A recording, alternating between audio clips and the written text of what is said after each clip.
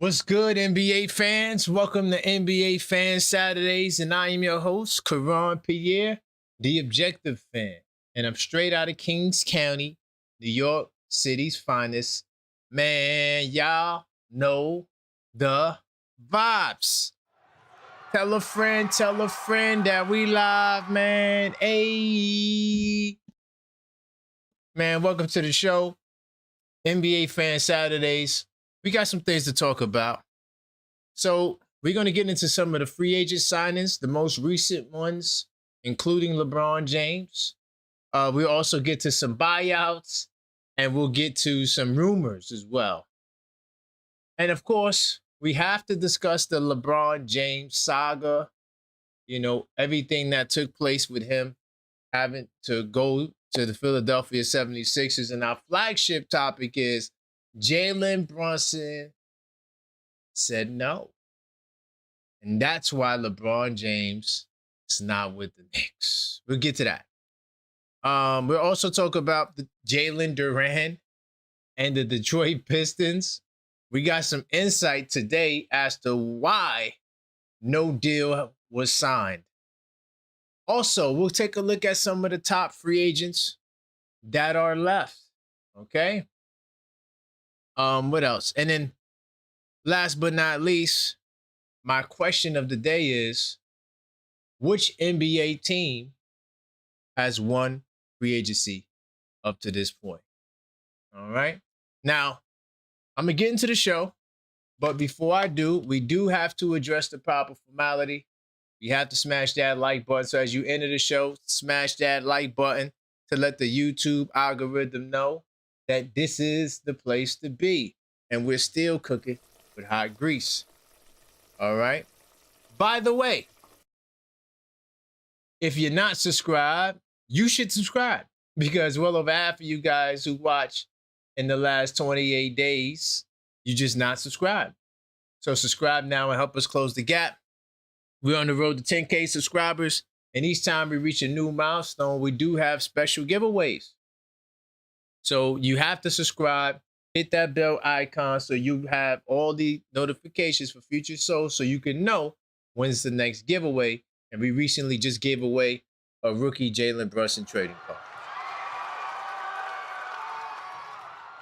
Also, just to let you guys know, the New York edition to the 82 Nights is out. We are accepting pre-orders.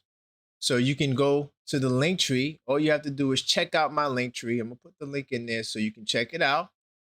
And you will have the opportunity to pre-order this journal. All right. And for a limited time, it comes with free shipping. All right. So I'm putting this link in the chat right now so you can check it out. Bam, it's pending there. And we'll talk more about this a little bit later. I also got some more news, man. So new merch is coming, waiting on the samples. Soon as I get the samples, man, I'm sharing it with y'all. Okay. We got some stuff coming. All right. So I'm just waiting for the samples to get to me. And then once I approve it, we good to go. All right. Let me see who's in the building. Salute to my man Joseph in here early. Don't call me Cleo, call me Champ. Welcome to the show. My man Zach. What's going on? Uh-oh, my man Mark out of New Day Entertainment. What's going on? We definitely in the building, man. Great to see you. All right. All right. And just continue to smash that like button on the way in. Yeah, we got some NBA topics to get to, right? NBA Fan Saturdays.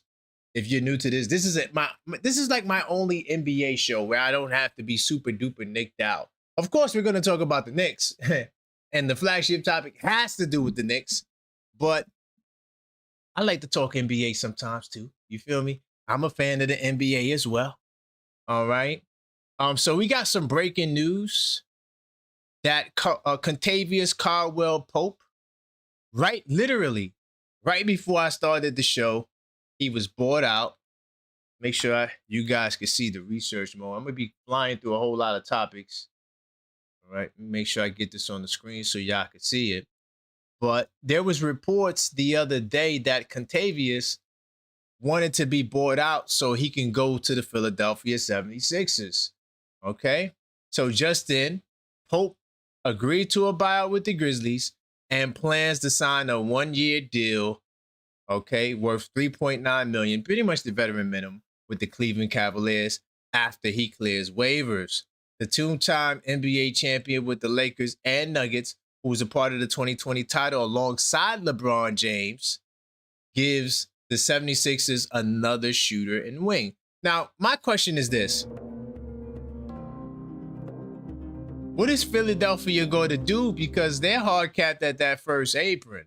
Are they trying to get Bronny James? There's been reports that the Lakers are going to hold on to Bronny James, right? I don't know if that's because they just like, hey man, we got your son, or because they like Bronny. I don't know. Is it marketing? I don't know. But I just want to show y'all something really quickly.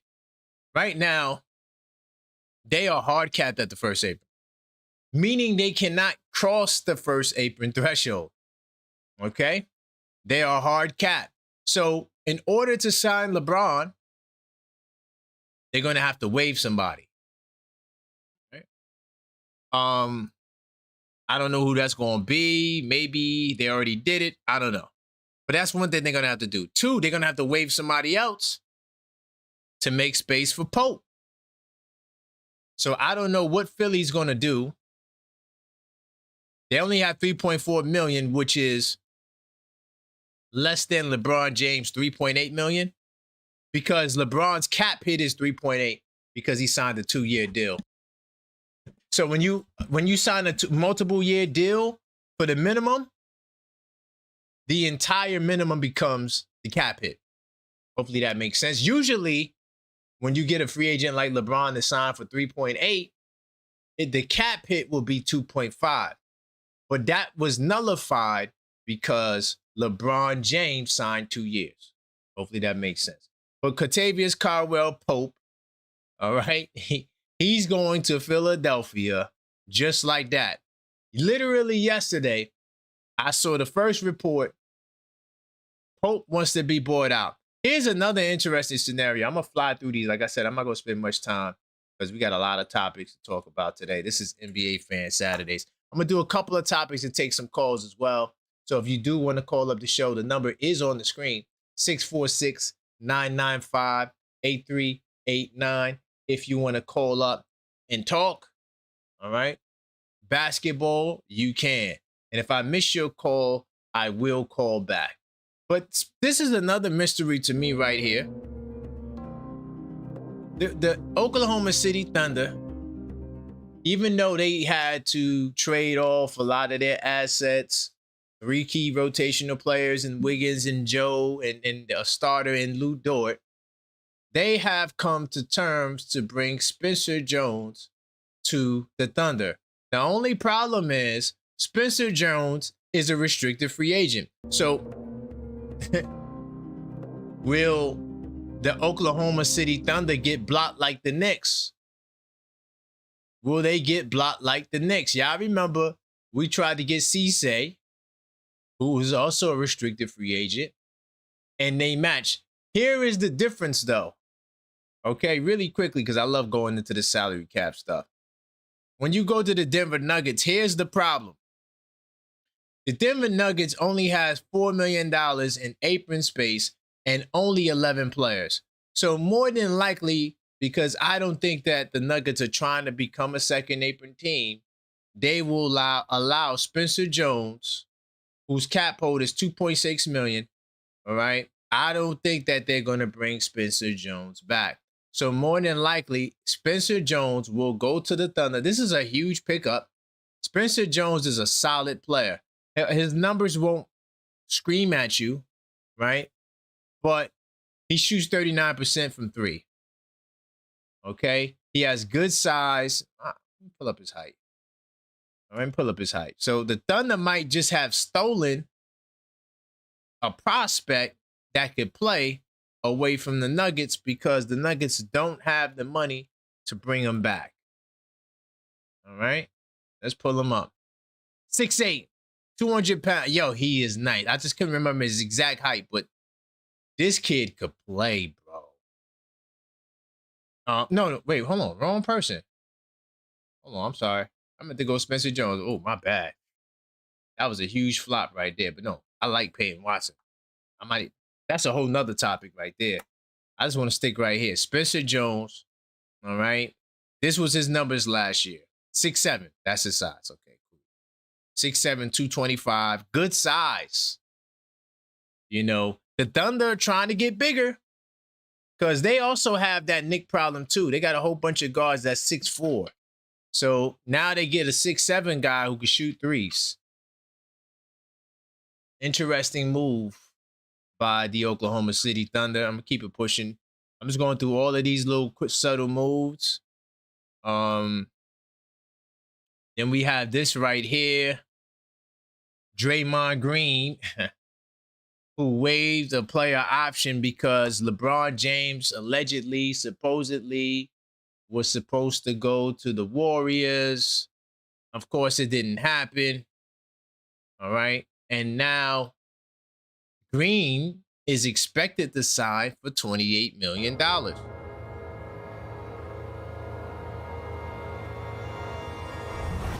Let's pull up the Warriors sports track really quickly, because that right there is crazy to me.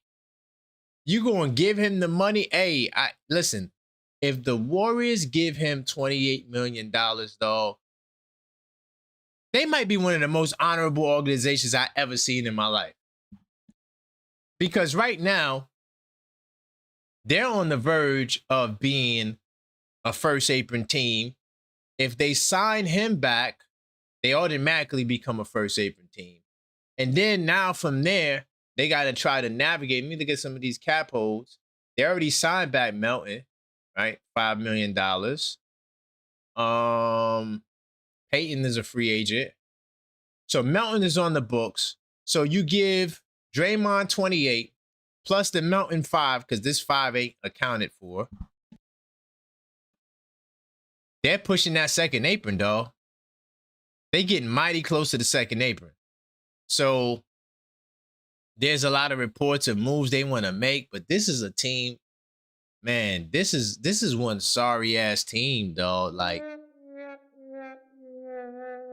and then to make the matters even worse is Jimmy Butler not coming back to like January, February.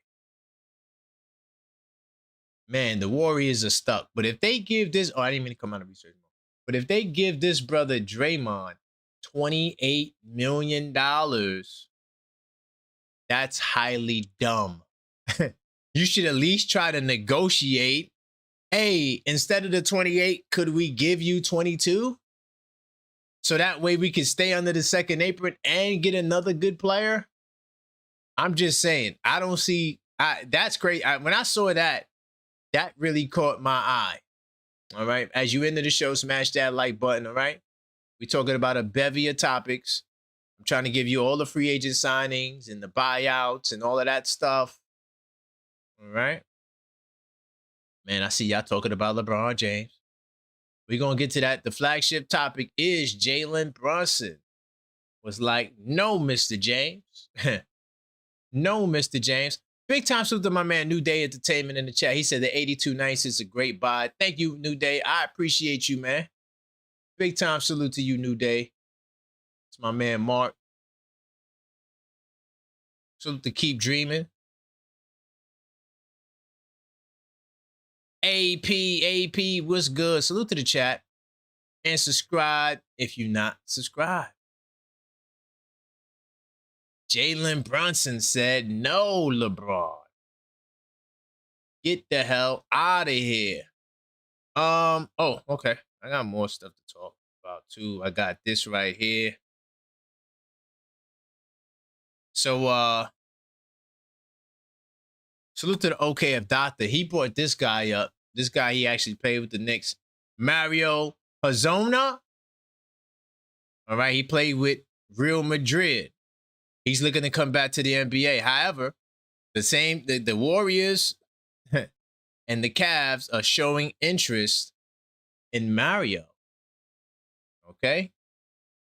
Do you think the Knicks should try to get Mario? He's 6'8", shoot threes. He averaged 15, 4.3 rebounds, 2.1 assists. All right. What do you guys think about him? But these two teams right here, I can't think of two more sorrier teams than the Cavaliers and the Warriors, dog. Two losers. Sorry ass losers. All right. Then I'm not sure if I have it here. Oh, I do. I'm on point. I got everything, dog. I got every goddamn thing. I think this would be the last little buyout rumor thing we'll talk about. Jonathan Kuminga, Cavaliers have mutual interests. Okay.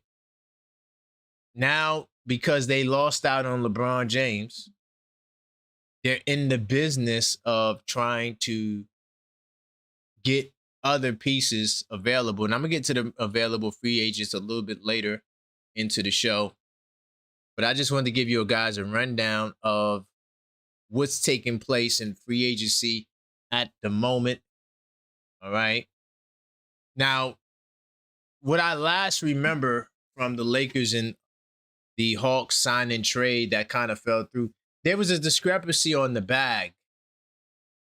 Okay. There was definitely a discrepancy on the bag. And because of that,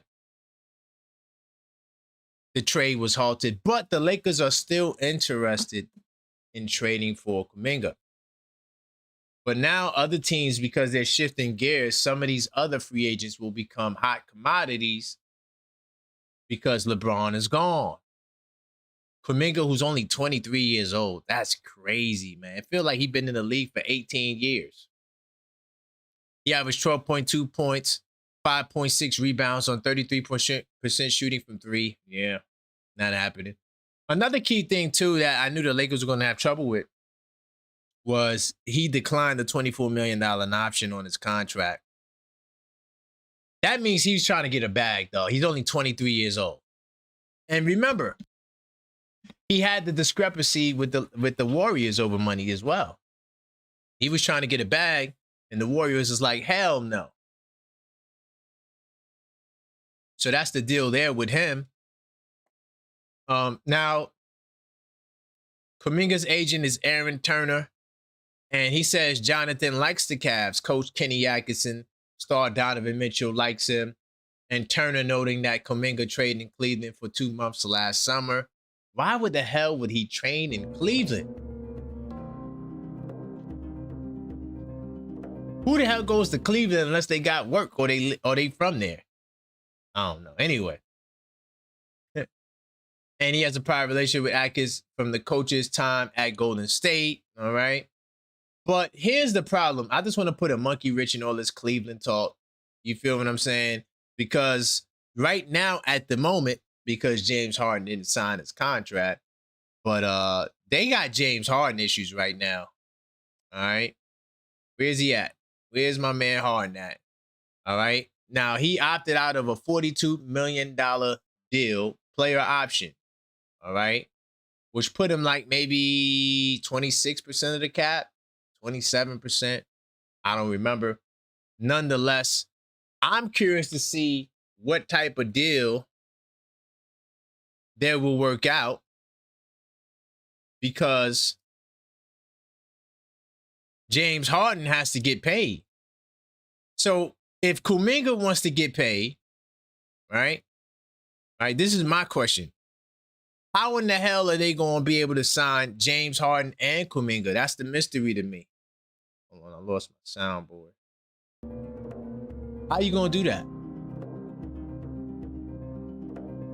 All right. Then you add to the fact they only got 11 players. They only got $37 million in second apron space. Are they trying to move off of James Harden? Because the first narrative was, oh, we're waiting on LeBron. We're waiting on LeBron. We're going to see what he do, and then we'll bring Harden back. Well, LeBron move already came, and I didn't get no other updates on James Harden. So I don't know what they're doing, but it's looking a little shaky to me. All right. Now I want to get into some LeBron stuff. No, hold on. Before I get to LeBron, I'm gonna say, all right. I'm gonna pace myself. I'm gonna get into some LeBron stuff. All right, because there's a lot of LeBron stuff that I want to talk about, and of course, I'm gonna get to the Brunson thing. All right. All right. Continue to smash that like button. Salute to the live chat. Salute to everybody in the building. I do appreciate you guys and your support. Smash that like button. Very important. So we can get more people in here to let them know that we rocking live on a Saturday. I ain't talking basketball. On this channel, I talk basketball every day. Knicks basketball, of course. But today is a special day. NBA Saturdays return. But we still talking about Knicks business because we got some information about our captain, Jalen Brunson, and the deal with LeBron James not choosing the New York Knicks. All right. Now, here's the problem with like conflicting reports. And anytime I get conflicting reports, all I do is I just go, okay, I'm going to wait till I get more information. That's what responsible people do. All right. That's what responsible people do. So I'm not always trying to be the first to tell you stuff because that's how you make mistakes. But I want to show y'all something. I'm going to put both of these articles up there. I want y'all to tell me what the hell is the difference between these two articles. Let me go back to research mode. Now, LeBron James' lengthy free agency wasn't about drama or trying to play with Anthony Davis or Kyrie Irving. July 24th, 5:29 p.m. Right? This is yesterday. Keep that in the memory banks. July 24th, 10:06 a.m. LeBron James looked for Cavs to trade for Kyrie Irving. Now, you could argue because this came after that this source overrided the previous source. But when you're getting information like this, how do we decipher what is real and what is not? I don't even feel like playing with that. Then I see stuff like this. And this is why, LeBron might be kind of foul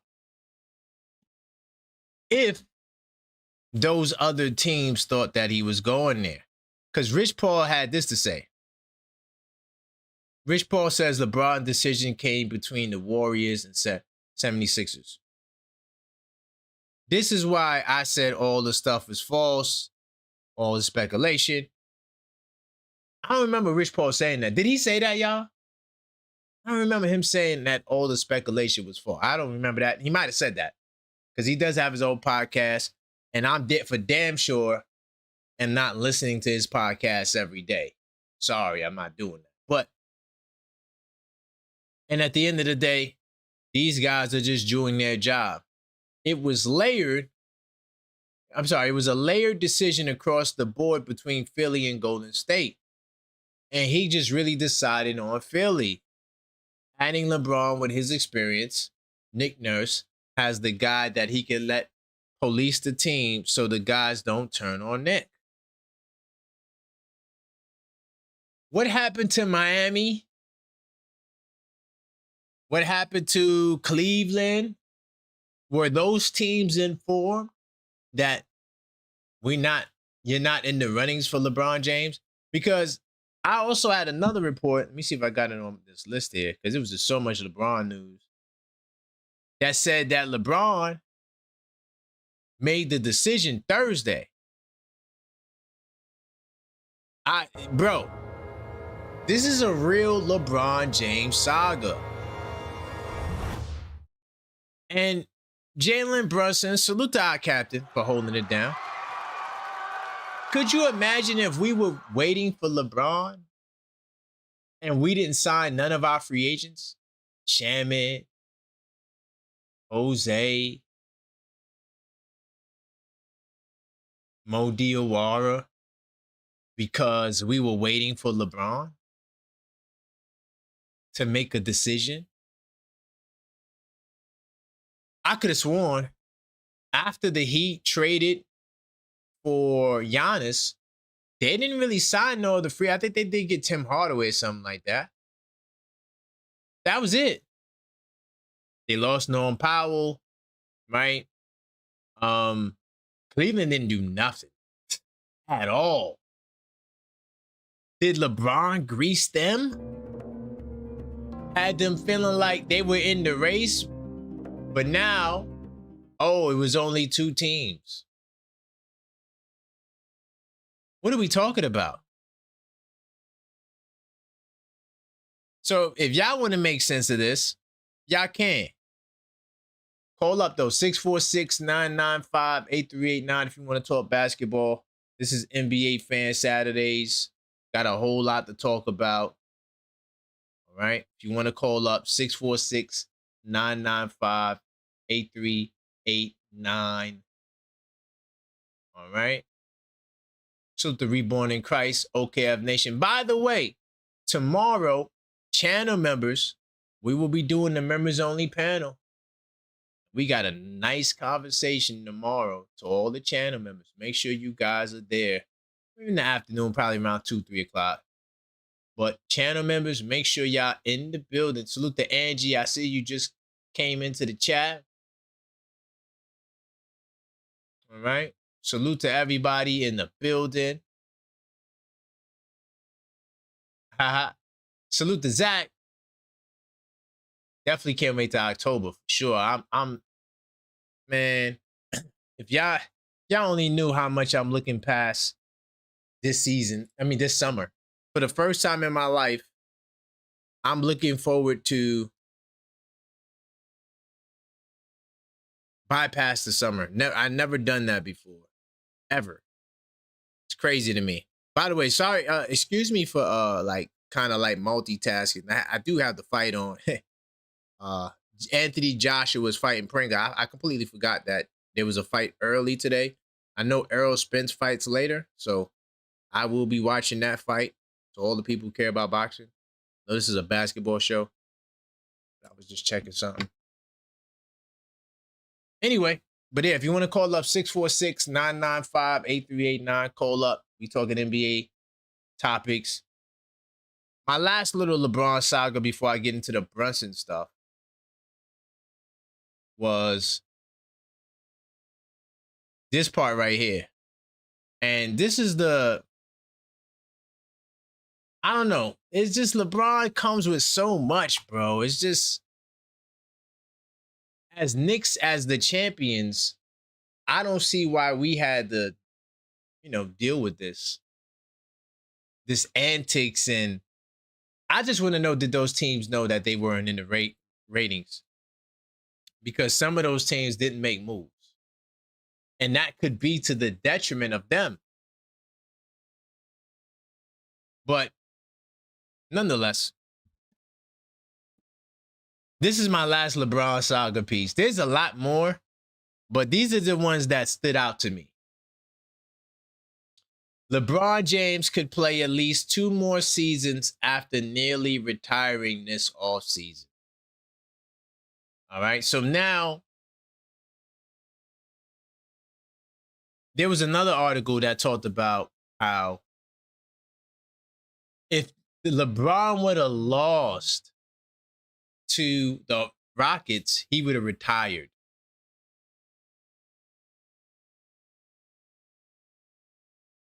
Like, we gotta like, all right, we gotta unpack that, because do you want a player that's flipping like that on your team, where it's like one drastic thing, he's retiring? Like, what if he gets hurt? You could have had DeMar DeRozan, but you went for LeBron, and now he just retires mid-season.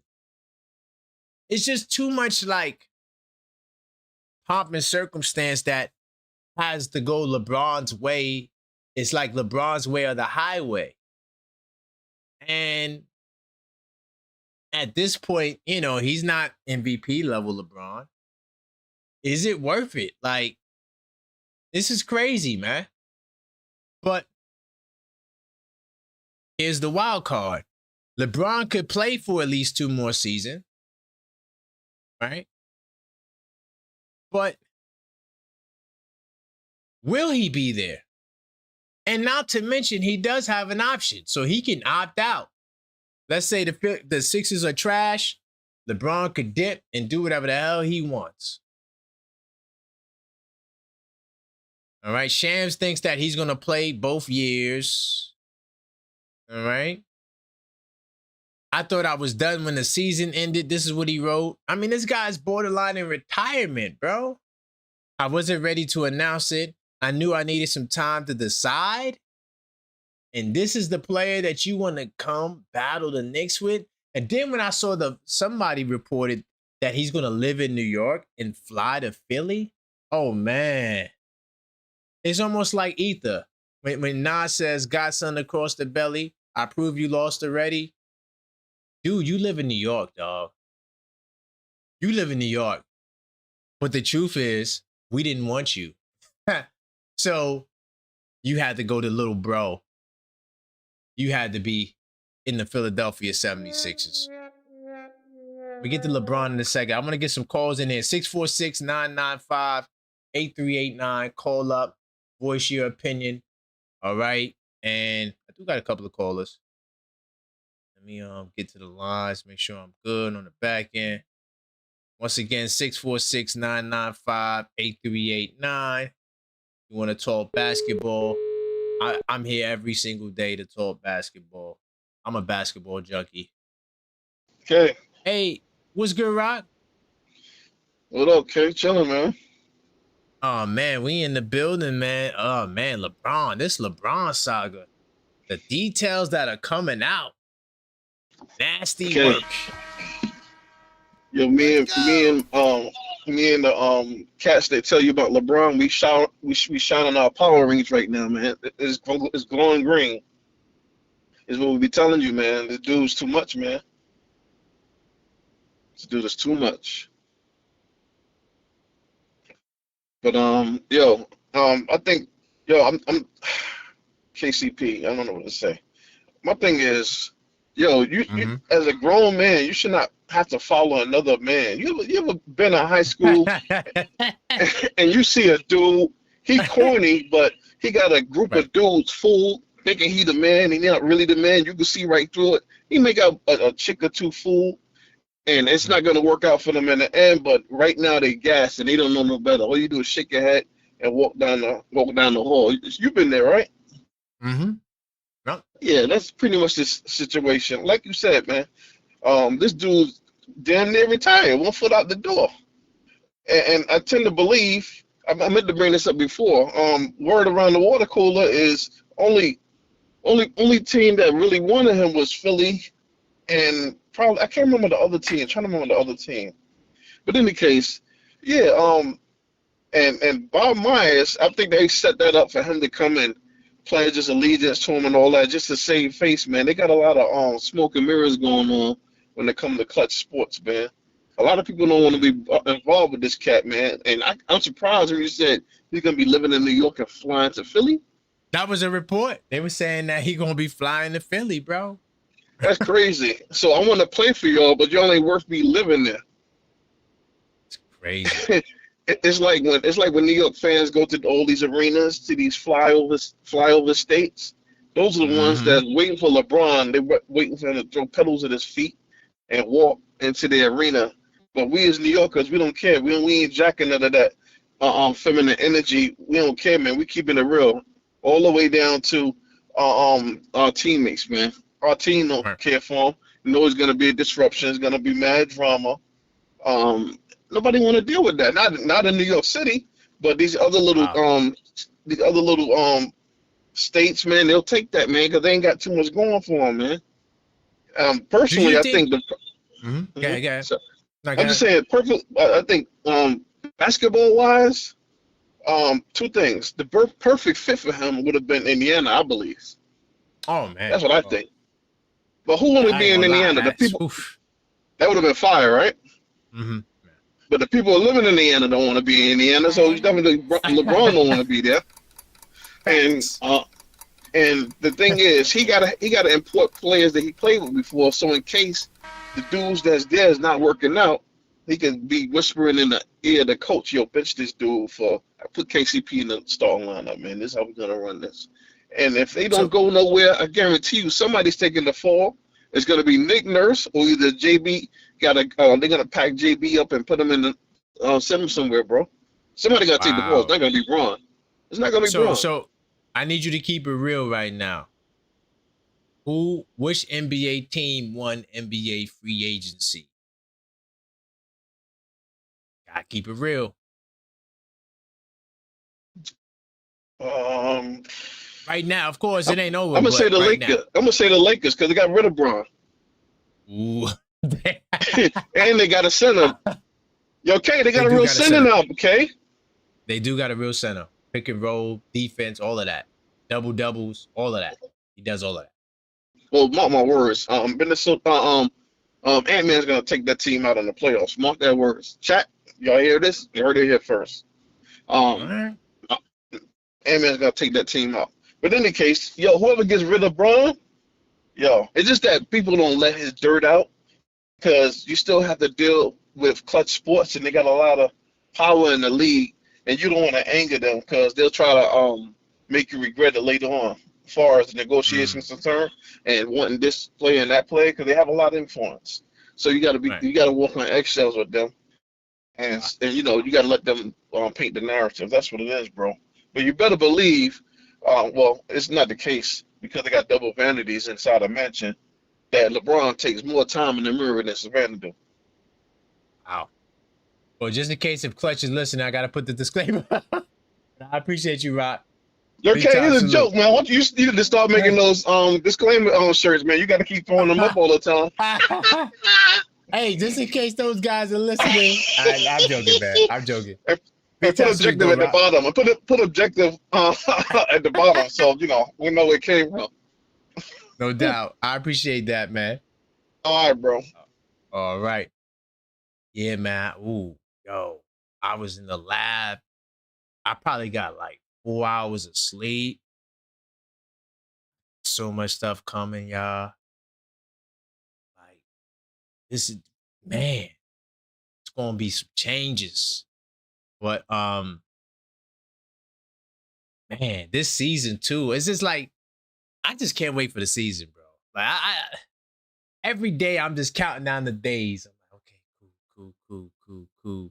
Because I pretty much put the final touches on the New York edition. All I'm waiting for right now is the schedule to come out, so I could add it to the 82 night. But the New York edition is pretty much done. Usually we get the schedule like mid-August, right? And so, you know, by September, I should have all of that worked out, but we'll see what happens. Call up though, 646-995-8389. Hold on, just missed my man Ty. Call up, voice your opinion. A lot of good topics today. NBA Fan Saturdays. I got to get to Jalen Durant. Wait till y'all hear the Jalen Durant stuff. My goodness. What's good, Ty? Yo, what's up, family? Man, yo, it's a lot going on in these streets, though. We got information leaking. LeBron James is just messy. Oh, my goodness. What happened? What did he do? I literally just got in here logged on, bro. Literally. I heard. Oh, look, Ty, I didn't even get to the flagship yet. I'm about to get there. But I just went down some of the things from the LeBron saga. Like, there was only 2 teams that were in the race. So my question is, did those other teams know they didn't have a prayer's chance in hell like getting him? Like, what the hell? Like, we see Cleveland, they didn't make no moves. Right. They weren't one of the 2 teams. It was Philly and Golden State. Yep. So what about Miami and Cleveland waiting around for him, and he not even thinking about them? Yo, it's wild, bro. It's wild. I didn't think Miami really wanted him. Knowing Giannis, I don't think Giannis wanted to play with LeBron. It's two alphas who've done one MVP more than one time. Like I couldn't see that happening. Right. So and I felt like they wanted more like a DeRozan or somebody over there anyway. When you come to Cleveland, I don't see LeBron ever playing with James Harden. I'm sorry. I couldn't see that. So that's why I was narrowing it down to the Knicks and maybe Golden State somewhere. And with Golden State, I see Steph Curry was a little mad on the golf course. Oh my goodness, yo! You talk Yeah. about a sorry ass team. Yeah, I saw that. I was It's like, between man, them and the Cavs, though. right. And so, but here's the thing, man. And I'm gonna be honest with y'all. Yo, LeBron had to go to Philly because the league wanted him to go there because they cannot have the New York Knicks run through the playoffs like they did last year.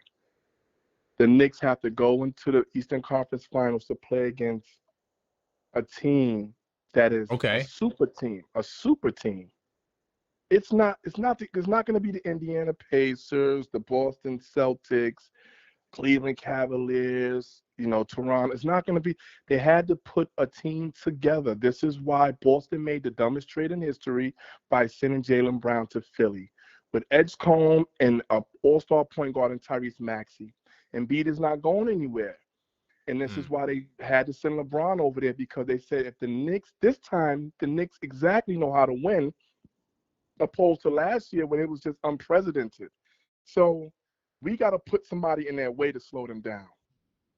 And what we're going to do, that's the reason why. Think about it. It didn't make sense for him to go to Philly. Philly was going to be formidable anyway with Jaylen Brown and Tyrese. That's a fact. But if you're going to add LeBron, they're saying we cannot let the New York Knicks do this again. The New York Knicks disrespected the NBA. The New York Knicks made NBA teams dismantle themselves. Whoa. I'm sorry, yo. But Joshua about to get knocked out in the first round, bro. You should have known that was going to happen. Yo, he's on wobbly legs. It's like 1 minute and 30 seconds. I'm sorry. Go ahead. No, I forgot that fight. I forgot that fight was today. Yeah. Me too. I forgot too. I would have waited to go live. I would have went live like in an hour. Yo, this is crazy, bro. Yo. Whoa. Listen, anyway, crazy. I'm sorry. No, I'm sorry. You good. You good, family. You good. But here's the thing. I think a lot of Knicks fans are in fear now. A lot of Knicks fans are in fear. They feel like, because now you're hearing Philly's the team to beat. No. But here's what I'm going to say, and I'm going to get off this call.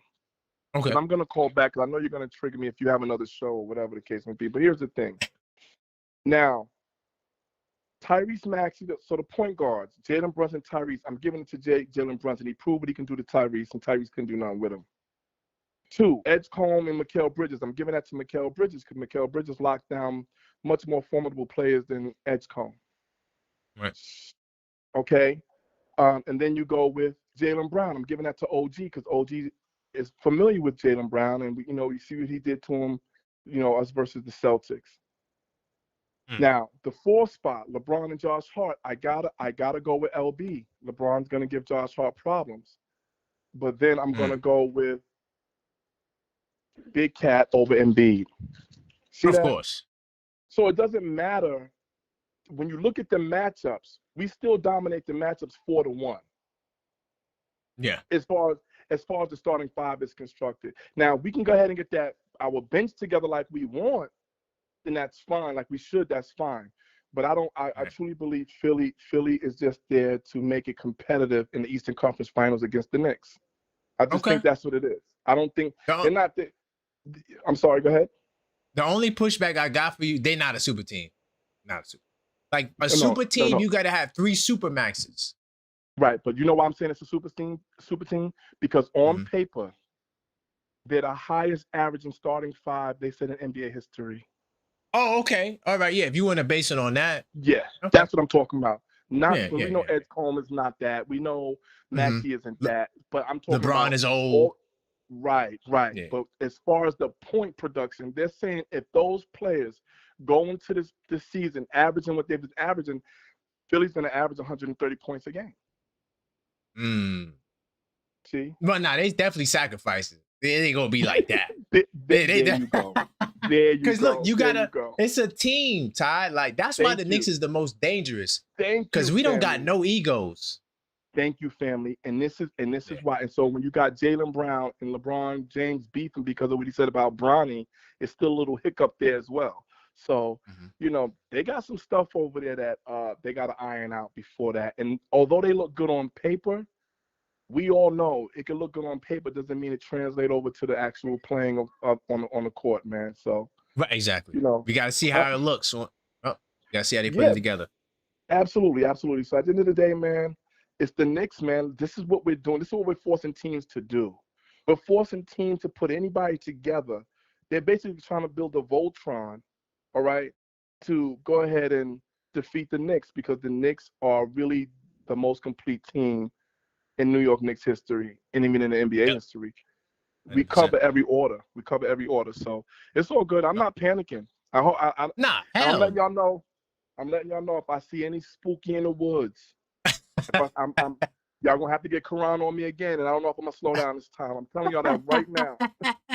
Yo, my last question. This is an objective question. This is an objective question. Which NBA team right now, up to this point, has had the best free agency? It's a really good question. The Lakers to me are just the dark horse over there in the West. But the best free agency for me, I mean, you have to. I hate this. I want to say my Knicks, and I know I'm being biased. And like you said, man, come on, man. No, all right, besides the Knicks, so you don't feel like you trade. I said I want to say it because we brought back the championship core. That's all. We brought back the championship core. That's the only reason I'm saying that. But I think I'm gonna go with the Lakers or Philly. I might give the nod to Philly. I have to give the nod to Philly because LeBron James makes any team better he goes on. We got to stop at. I know we don't like LeBron, but I'm not going to do that to him and act like he doesn't have a great impact, a positive impact on a team. I'm not going to do that to him. And you're going to put him over there. If they get a shell of Embiid, if they can get a piece of Embiid, a half an all-star Embiid, Philly is going to be Philly's going to be 1 and 2 with us. You know what I'm saying? Yep. Period. 100%. Oh, Joshua might have knocked him out. He came. Yo, look at you. See? KP, go ahead, fam. Yo, this is crazy, dog. Yo, buzzer beater. The reason why I'm saying LA because the question was who had the best offseason. When you're looking at what the Lakers did, man, and them getting Walker Kessler, them getting those little additions, the rookie that they got. The Lakers are going to be a surprise team over there. They're not done, too, Ty. They're not done. And people want to give it to Ant-Man and them. I'm not saying about LaMelo Ball. I'm not saying LaMelo Ball and Ant-Man not going to do nothing. But I think Miami has something to say. But Philly. They got too many. They added LeBron, man. That's it. If they didn't add on the LeBron, minimum, though, Ty. On the minimum. Don't forget that. On the minimum. That's what I'm saying. So he came hard to beat that.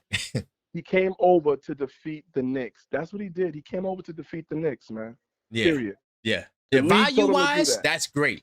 Value-wise, it's hard to beat that. Yeah. So, I don't know.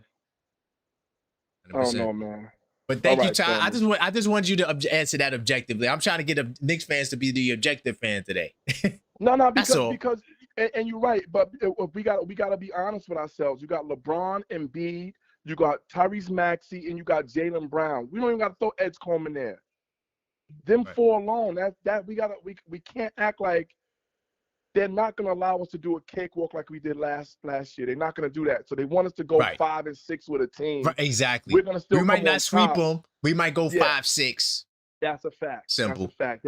Because we made it we made it look it wasn't competitive. Right. We swept every team, and we almost swept the finals if Trump didn't show up at the game. No, let me stop. Disclaimer. Here comes the disclaimer. Here we go. Yeah, let me put that up just in case. Hold up. Just in case they listening. The views. I'm out of here. All right, family. Salute. All right, man. All right. Man, yo, great calls. Keep the calls coming. This is NBA Fan Saturday. Yo, boxing is the weirdest sport ever.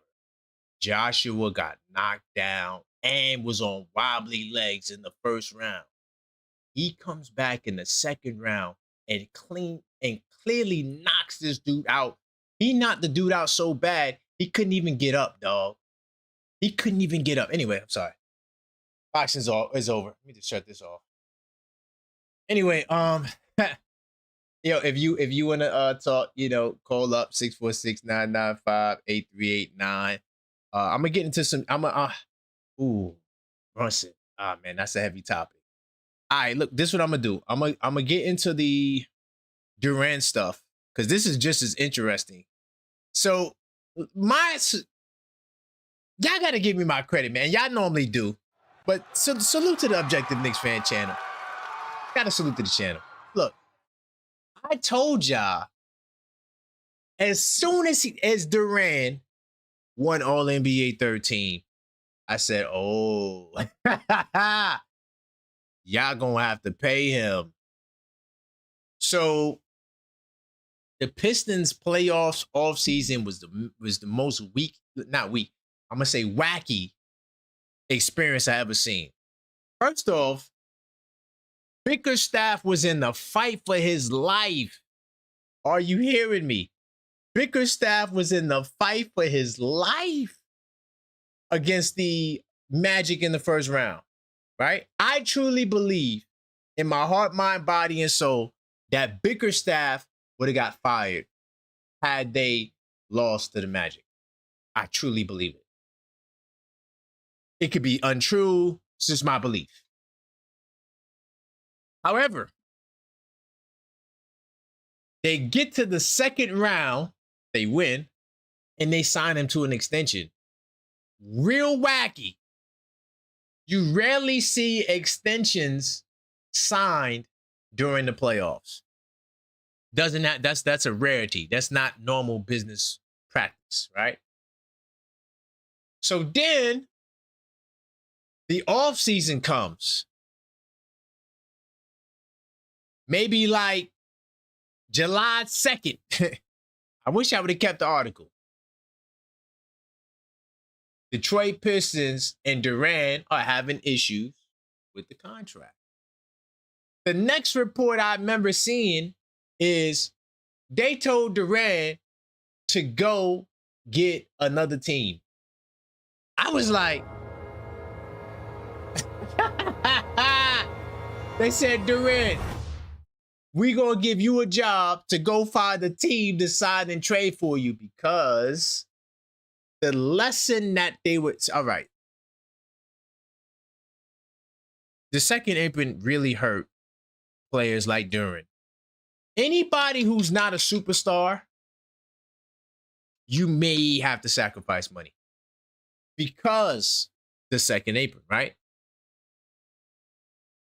So usually a lot of players have beef with the team when they're trying to get that rookie extension done. It happens so frequently. You see it throughout the league. Jonathan Kuminga, you see it throughout the league, right? So now, Durant met with the Sacramento Kings, and he was supposed to meet with the Lakers. But I be cooking on the goddamn mic, y'all. I told y'all, the number 1 and 2 centers, 1 and 2 centers on the market is Hartenstein and the boy from Utah that went to LA, Kessler, right? They dictate the market. Kessler got the 140. Hartenstein got 75. That showed me, yeah, Durant gonna have a hard time, because Durant wants to justify why he's better than Hartenstein and he's better than the boy Kessler. Well, I'm all NBA 13. Means nothing. Means nothing. So this is what I seen today, and I gave you that backstory because I've been telling y'all about this, dog. I knew this day was going to come. This is why when I got into the beef with the Pistons fans, well, not the beef, but the debates with them and discussions with them, I told them, I said, yo, If you can keep your team together, y'all will be all right. But y'all not even about to make it to the third year. Look at this. Look at this. Jalen Duran reportedly wants a 5-year, $287 million max contract. You know what we call that? And I know some of y'all don't like it. It's called the super duper max, y'all. Anything above 30% of the team salary cap, we call that the super duper max, dog, because that's exactly what that is. He wants the max. 5-year, $287 million. 22 years old, was a critical piece that shot the world en route to a 60 wins finish in an All-NBA 13. You know who I blame for this? I blame the Detroit Pistons. A lot of teams have clauses in their contracts to cap the money that a player makes. Like, because I for my article that never came out, I'm going to put it out. And basically, my article talking about why what Wemby did was not a sacrifice or not as big as a sacrifice when compared to LeBron. I don't think it's a sacrifice at all, but it's still, even if it is a sacrifice, it's not as big as a sacrifice as what LeBron James, as what Jalen Brunson sacrificed, right? So there's what I learned to do in my research from that is that usually there's tiers for the Supermax. So like if you want the 30%, which is the Supermax for a rookie extension, like what Durant's trying to get, you have to make first team. If you make second team, then you get 28%. If you make third team, you get 26%. That's what Detroit should have did. They didn't do that. You know why they didn't do that? Because they never believed in their heart, mind, body, and soul that Jalen Duran would be an All-NBA teamer. If they would have known that, they would have tiered it. They would have tiered it. But they didn't. So now, unfortunately for Jalen Duran, they did the old school trick in the book. Y'all know what the old school trick in the book was? Oh, go out there and find another team. Hey, it's textbook old school GM finesse game. Go out there and find another team. I'm going to tell you who messed up during Walker Kessler and the Jazz. Because unfortunately for Duran, whether he gets more money, the only way, I'm going to keep it real. The only way Duran gets more money than Kessler is if the Pistons give it more money. But there was another narrative that I got into an argument with D from LA that, oh, Landry Shamet, he sacrificed money. That's cap. Hate to break it to you. There was no You know why? Because everybody who got paid big bucks, it came from their own team. The only player really to leave their team and get paid was Walker Kessler. Can you give me the other example of somebody signing a $100 million deal going to another team? You see what happened in Milwaukee with Gary Trent. He got $66 million from the Bucks. And now there's an investigation about cap circumvention. Gary Trent Jr. is not getting $60 million nowhere else. Telling you, man, I'm surgical on this mic, dog. I'm very well read and informed on matters. So when I say something, I'm not just fanning out. I am giving you, based on what I've seen and how the business works, giving you that analysis, dog. But I told y'all about this Jalen Duran situation. I knew it was coming. Once I saw him get third team, I was like, oh, Houston, we have trouble. we have trouble. Because the Pistons is not playing the super duper max. So when they told that man to go out there and find another team, I said, ooh, this is going to get interesting. Because here's the reality. There's no team in America and in Europe that's going to give Jalen Duran 5 years, 200, anywhere near there. And by the way, he couldn't get that. So it would go down to the 25%. That's so if you want to do the math, that'll put him around 250. You know, where Wemby's at, you know, maybe just under 250. That's where his max would be, 25%. Okay. If he went to another team. So that's another finesse. Do you see the finesse games that these teams put? So the Pistons said, go get another team because they could only pay you less than what we could pay you anyway. So either way, we save money. Clever stuff going on, man. I'm telling you, this NBA stuff is so political, dog. If you don't understand the politics, man, you would be looking at you would have a perspective that is just completely off, not knowing what the hell's going on. Big time salute to my man Rock ATL via BK.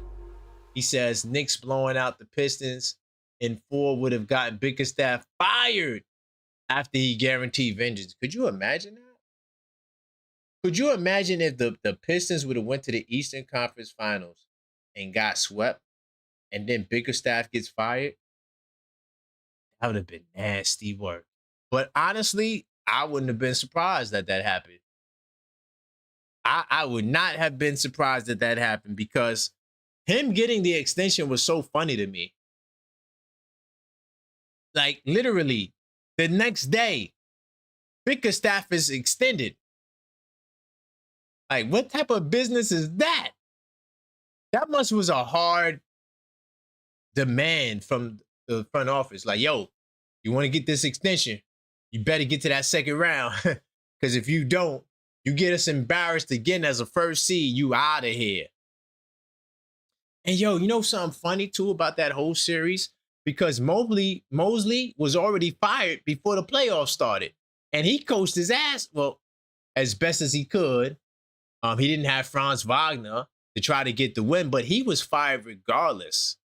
Whether they went to the finals, he was out. The rumors was already set on Mosley. That's why literally the next day or the day after, he was gone.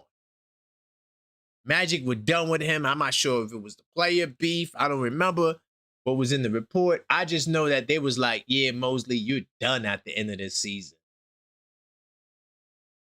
Crazy work. And salute to my man D from LA.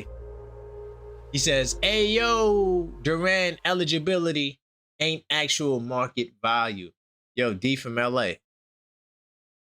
What do we always talk about, dog?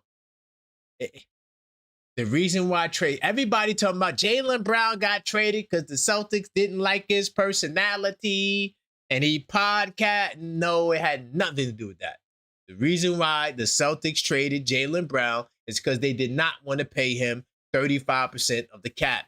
Brad Stevens came out and said that having 2 players get paid 70% of the salary cap is a very difficult way to build a team. We rather just give the one guy, Tatum, the 35% and build around him. It's simple. It has nothing to do with the personal feelings of personality and these guys don't get along. No, it's about we're not paying you that. So you got to go. And then their next flex is going to be, yo, George, we got you, man. All you got to do is just opt out of that $64 million super max player option. All you got to do is opt out. And guess what? We're going to take care of you. This is why when we talk about LeBron James, and I know I've been getting on his head this episode, but the one thing I agree with LeBron with is player empowerment.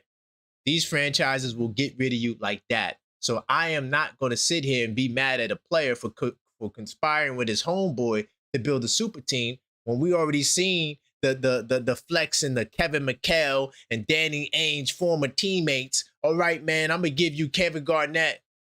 Come on, dog. The owners and the GMs could do it, but the players can't. So I always salute LeBron for going out there, getting your money, and conspiring to win. All that loyalty stuff. Oh, man, he should have stuck with his one team like Jordan. Jordan played in a different era. Different era in time. Jordan didn't have a second apron. Jordan didn't have the parity that you have today. He didn't have that to go with.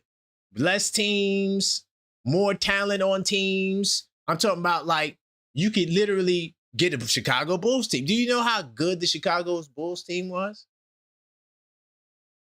I'm not a LeBron fan, but to say LeBron had help and that like Jordan didn't have help. Scottie Pippen was a top 5 talent. That was his teammate. Then he went and got Dennis Rodman, the rebounding champion, defensive player of the year. They had a squad, bro. So, you know, we gotta relax. It's okay. It's cool. But this is why I'm for the players.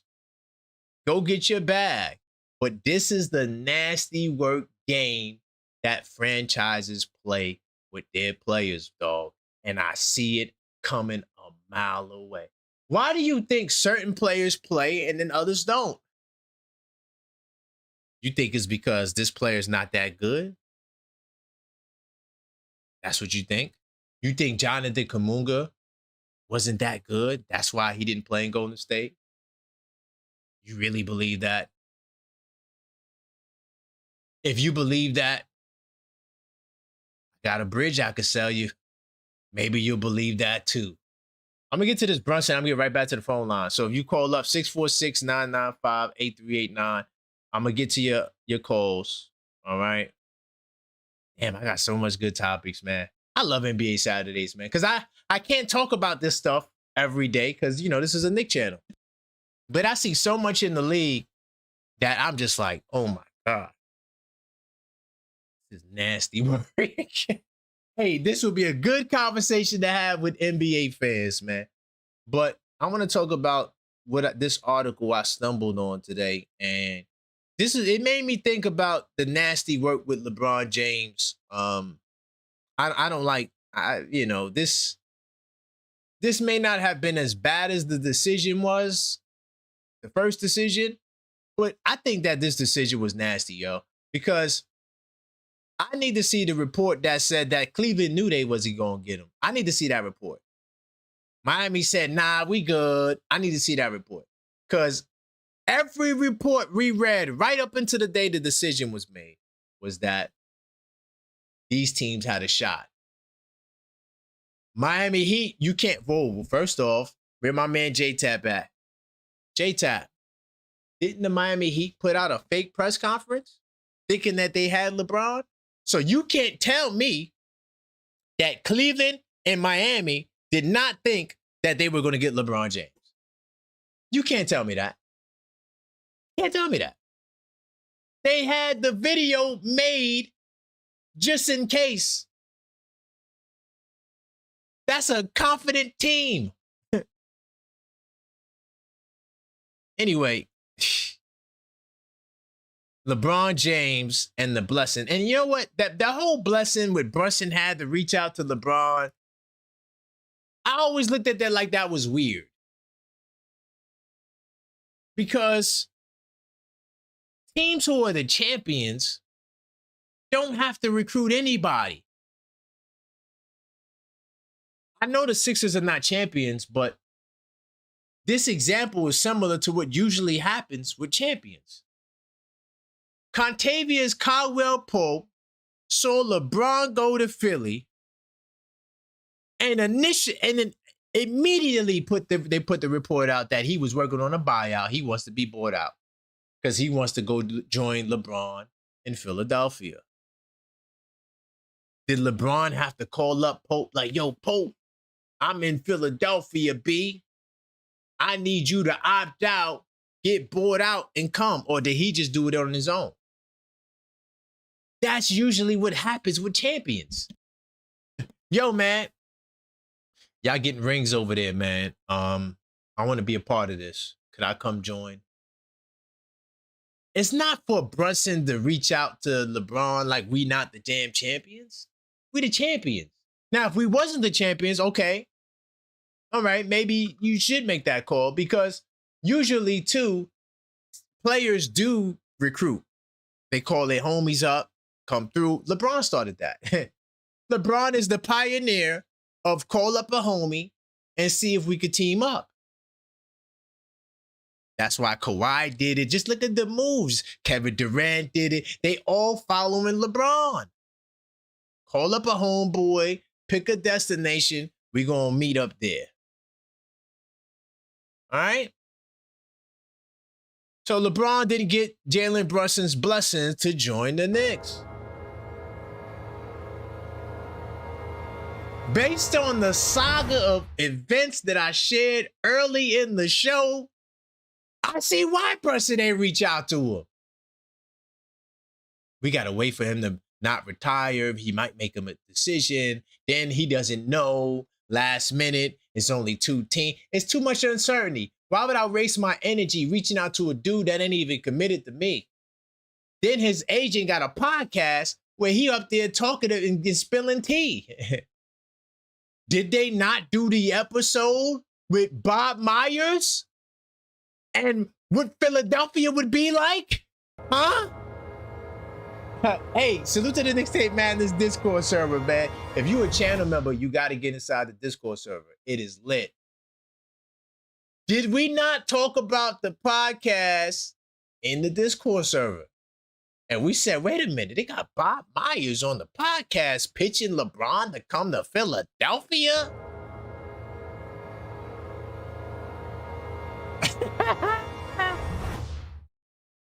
Why nobody else got a chance to recruit him on the podcast? Why we didn't see the Golden State GM on there?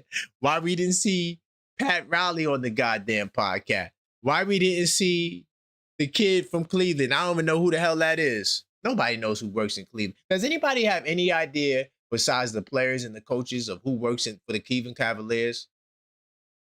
Yeah, I don't think none of us would know. Bottom line is, why would Jalen Brunson? And I get the message, because I'm telling you, when we're looking at NBA players, it's not what they say, it's what they don't say. It's not what they say, it's what they don't say. Never just look at what they say. So when Brunson says it's not my job to recruit, I'm here to play basketball, that was his way, and we did content on that. That was his way of saying, nah, dog, you don't got my blessing. But it gets a little deeper.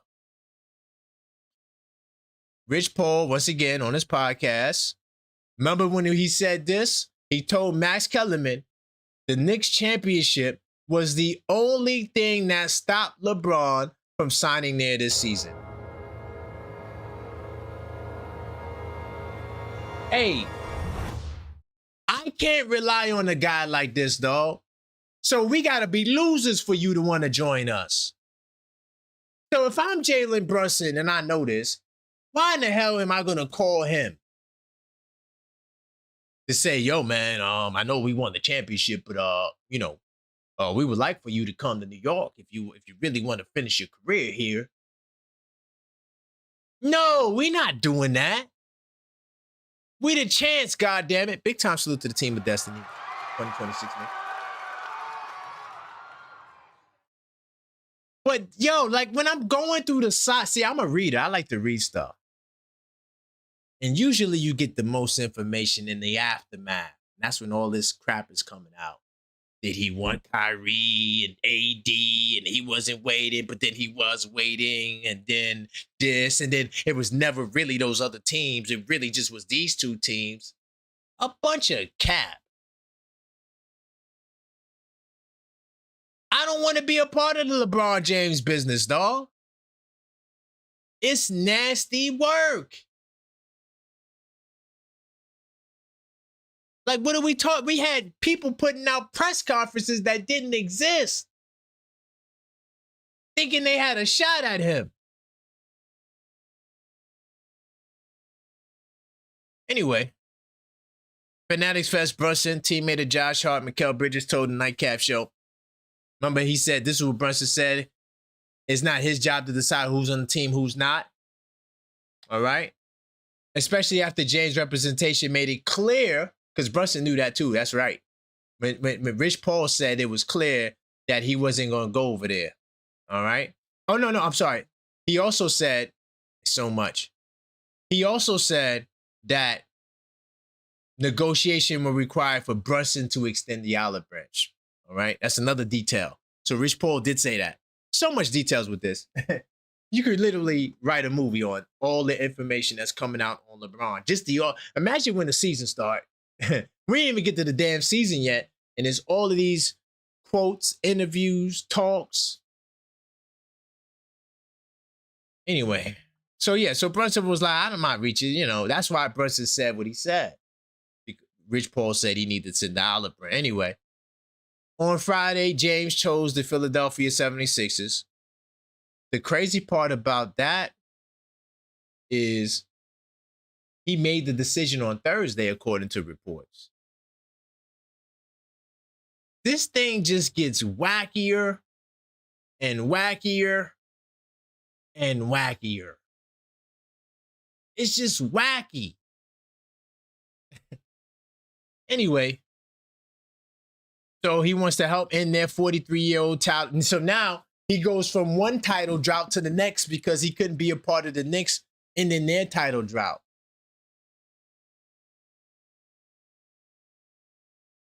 Oh, my God. Sorry, Leon Rose. Brunson truly is the captain now. It's been reported that James briefly considered the Knicks last offseason. Let's talk about this. It was reported that last season, LeBron James briefly considered the Knicks. Given the realities of his contract situation with the Lakers, Leon Rose would have likely needed to sacrifice one of New York's key starters to acquire his former client. Let me just say this, and I'm going to look y'all dead in your eye. Didn't mean to go there. I'm going to look y'all dead in your eye. There's no way in hell I'm trading any of my younger assets for a great old player in his 40s. There's no way in hell I'm doing that. So this is why it was a brief discussion, because, and I don't know how true this is, if there was reports that there could have been I don't believe it, because Giannis was never on the move last summer. But hypothetically, if they're not willing to trade certain assets for Giannis last season, what makes you think they would trade those same assets for LeBron James? There's no way in the hell I would trade for LeBron James at 40 years old. You're going to lose. Now, if I could get him on the minimum, that's different. But there's no way Leon Rose, I would believe that he would have made a trade for LeBron James. It clearly didn't happen, nor did the rumor trade with the Cavaliers, because the Cavaliers ain't that dumb either. So LeBron had no choice with no other suitors for him to opt in to his player option. All right. Now, 16 years ago, New York's top brass were desperately trying to convince LeBron and his agent to have the superstar, right? Because he was with Rose, okay? In Madison Square Garden. But now it feels like James was hoping for the Knicks as opposed the other way around. But the defending NBA champions were not on Paul's infamous whiteboard. They didn't need LeBron. And let me just say this, because I did a lot of LeBron content. Never in none of my content did I ever say that we need LeBron James to win. I never said it. Never would utter it. We don't need LeBron James to win. We won it without him. Okay? So I would never say that. All right? For the record, we can keep it pushing. Not last offseason, what would have cost them was a member of the core. Not this offseason, when James could have easily slotted into their final roster spot on a veteran minimum contract. Remember all that reporting last year about Leon Rose and Rich Paul working to smooth things over? That was because LeBron briefly considered the Knicks this past summer. It was a blip, not worth reporting or chasing a story because nothing was going to happen. So allegedly, they were working out their beefs because they were trying to send LeBron to New York. All right. Now, I don't, you could call him a clout chaser and all of that stuff. I don't really give a damn about that. I'm keeping it real. My problem with the LeBron, my personal issue with the whole LeBron saga is you want us to bend over backwards for you when we're the champions. Like, Jalen Brunson is a humble guy, but he ain't no weakling. He's also not no beta. He's the alpha dog, the ultimate predator on the basketball floor. We're not here to cater to you because you didn't win nothing in like 6 years. We the champions. What are we talking about? All right. So LeBron's 76er choice pretty much confirmed the hypothesis that if the Knicks would have lost, this is what Rich Paul's hypothesis was, that pretty much if we would have lost, then he would have been a Knick already.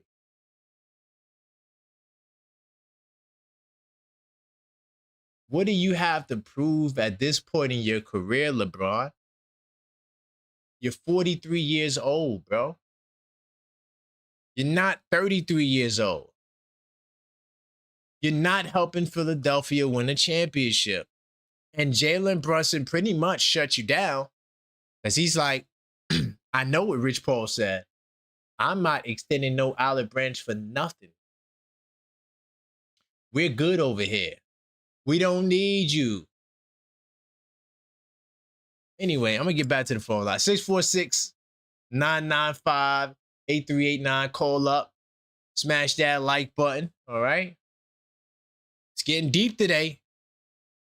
Very deep topics today. NBA is a movie, man, for sure. Straight up movie. But Jalen Brunson, that dude is incredible. By the way, subscribe if you're not subscribed. All right. Well over half of you guys who watch, you're not subscribed. So subscribe now so we can close the gap. Really quickly, just want to remind you that you can place your pre-order for the 82 Nights, the New York edition. All right.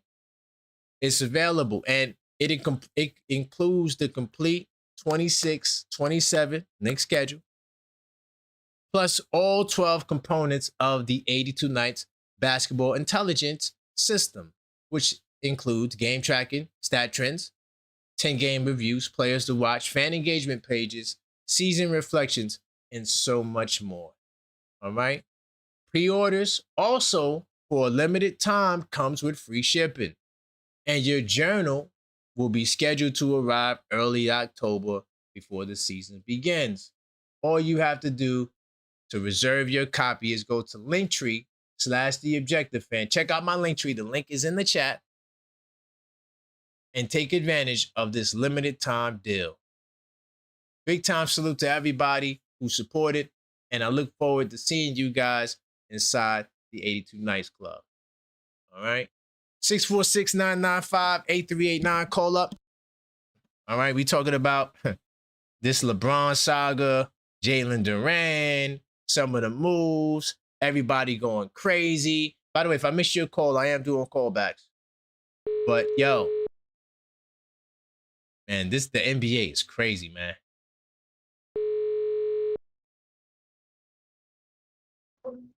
Hello? Hey, how's it going, Wilton? What's going on, man? How you feeling, man? I'm feeling good, man. I'm talking about the NBA today, man. What's your thoughts? Man, listen, we still gonna bust that ass. I ain't worried, man. I'm not gonna let LeBron join Philly. That's a fact. We're still gonna sweep him. All we just need a backup center. All we need is somebody like Khalil Ware. Give me him or Diabate. We straight. I am not concerned. These people don't put fear in my heart. We're gonna bust that ass. We got something to prove. We still being disrespected, even though Jalen Brunson helped us win a championship. They still disrespecting him. Yeah, Mm-hmm. we got a point to prove. Everybody, you know what I'm saying, super teaming now. We got everybody screaming and scraping. We're gonna still Yep. bust that ass. Yep. Period. I'm with I'm you. not I'm I'm not concerned. Not even So a I got little a bit. question for you.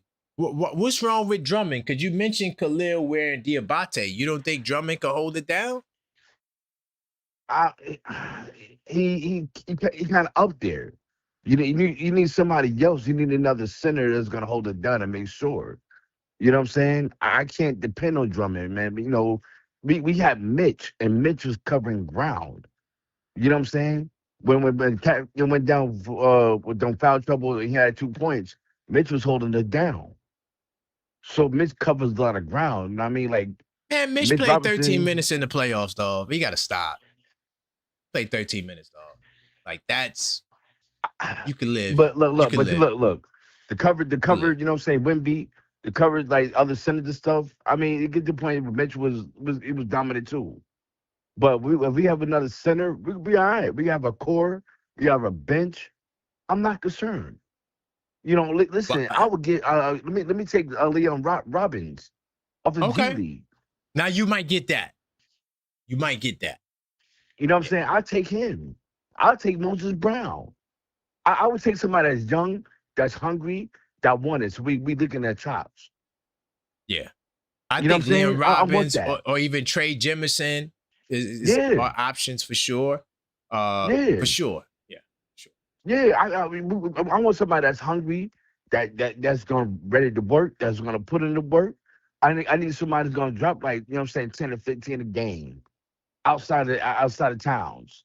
We need that extra scoring. We need that defense. We need that Well, bench. Mitchell isn't giving you no 15 a game, but Drummond scores more than Mitch does. So Drummond He does bring does. something to offense, and he shoots three, Oh and he yes, makes free throws. yes. And you know what? And he could play back to backs. You know what I'm Right. saying? Right. He could play back to back. That part. 10 seconds. You know what I'm Yo, saying? really So quickly, on the way out, this is my real question of the day. Which NBA team has had the best free agency thus far? Keep it real. Which NBA team has the best NBA free agency thus far? Philly making noise, man. I'm not gonna lie to you. Okay. Philly That's fair. is making That's fair. noise. That's fair. That's fair. They You got still can't Jalen see us, Brown. but they definitely got better. Yeah, they got better. You know what I'm saying? So Mm-hmm. I would say still Knicks in 5. Right. Of course. No, Knicks we in dusting 5. them off. Yeah, we definitely gonna Yeah, dust them off. there's yeah. no doubt in that. But two things could be true because a lot of Knicks fans, they feel like you a traitor if you say, oh, nah, Philly got better. Like you supposed to just be on some just straight, nah, they suck. Like, nah, we gotta keep it real. But they I not mean, the better teams than that we got to us. worry about: Indiana, Miami, Atlanta, Detroit. I'm not concerned about Orlando. Um, I'm really concerned about, you know, Philly, Atlanta, Mm-hmm. Indiana, Mm-hmm. Detroit, Yep. Well, Detroit, we gotta and see what happens with Durant. We gotta see what happens with that. Because if they and lose Durant, Boston. oh my goodness. And Boston. You know what I'm saying? I'm kind of worried about Boston We because ain't they worried about got, no they damn got Mitch Boston, there. man. Boston, they singing them sad ass songs. They got an injury prone team, dog. They got 3 I feel injury you. prone players. We ain't worried about them. But yo, Wilton, I appreciate you, man. Great call. All right, man. Thank you. God bless, man. God bless. Big Salute. time salute. All right, it's my brother Wilton right there. We having real basketball conversations on this show. Yeah, I think the East is tough, bro. I ain't gonna lie. I think we still the best, but I'm not gonna cap like there ain't other teams that are not formidable in the East. What's good, D? Oh, hello? Hey, D, what's going on, man? We in the building, my What's brother. Gucci? What's Gucci? What's Gucci? So I got a quick question Hey, about Jalen let- Durant. oh Is man, this a let's go. case of good second apron or bad second apron? Depends on who Legit you question. asking. Right. Depends on You know what I mean? Because this Yeah. won't be the first time that a team has said, even before the second apron, this is nothing new, where the team is like, Mhm. we don't know if you're worth this go out and Yeah, test the market, right? It's an old school tactic. They've Right. been doing that. Right. But I checked, and this was just a quick check. I don't know how valid this is, but I'm thinking, what percentage of Jalen Duren's points were assisted, right? Like if we're looking at him just eye test, I might is pull there that any up real quick. planet, right? Is there any planet where Jalen Duren, even if he had a good postseason, is worth $60 million a year? Hell no. Exactly. You know what I mean? Hell So no. like, so I mean, I don't There's know no who's world. advising him. I don't know who's giving him the advice. I mean, I respect the grind, I respect the hustle, I respect the goal, but eligibility and value is not the same. It's not just the not. same. You know what I mean? Yeah. Does it show anything like what is assisted like, or his offenses? Because I don't see him Yeah, as that player. Like, yeah, I'm pulling it up right now. right. From your perspective, what is he closer to? Is he closer to a Rudy Gobert or a prime Dwight Howard? Like, where does he tip on that? Where is he on that scale? Man, you don't even gotta look at that. Just look at Walker Kessler. You ain't getting more than that, dog. Only team that would have gave him more is the Pistons. That's my theory on that. Yeah, so is he serious about bouncing? He can't bounce nowhere. He went to go. He met with the king. Listen, they told him to go meet with teams. He met with like 2 or 3 teams, and nothing happened. There was no follow up. We didn't find one. I think we found out with Sacramento that the Pistons they want Sabonis. That's what they were trying to do. They were trying to offload Sabonis. I'm trying to find it. I'm still looking for it. I'm gonna find the. If you can't get the Kings to bite, bruh, I'm sorry, dog. Go back home, dog. Hey, go back home. Go back home. It's okay. Go back home, bro. I'm just keeping it real, man. It's not looking good for Duren, man. Not looking good. And another thing I want to say, I like how you're covering the LeBron thing, because I like how you're compartmentalizing the LeBron conversation, because there's different parts to this conversation. I respect LeBron the player.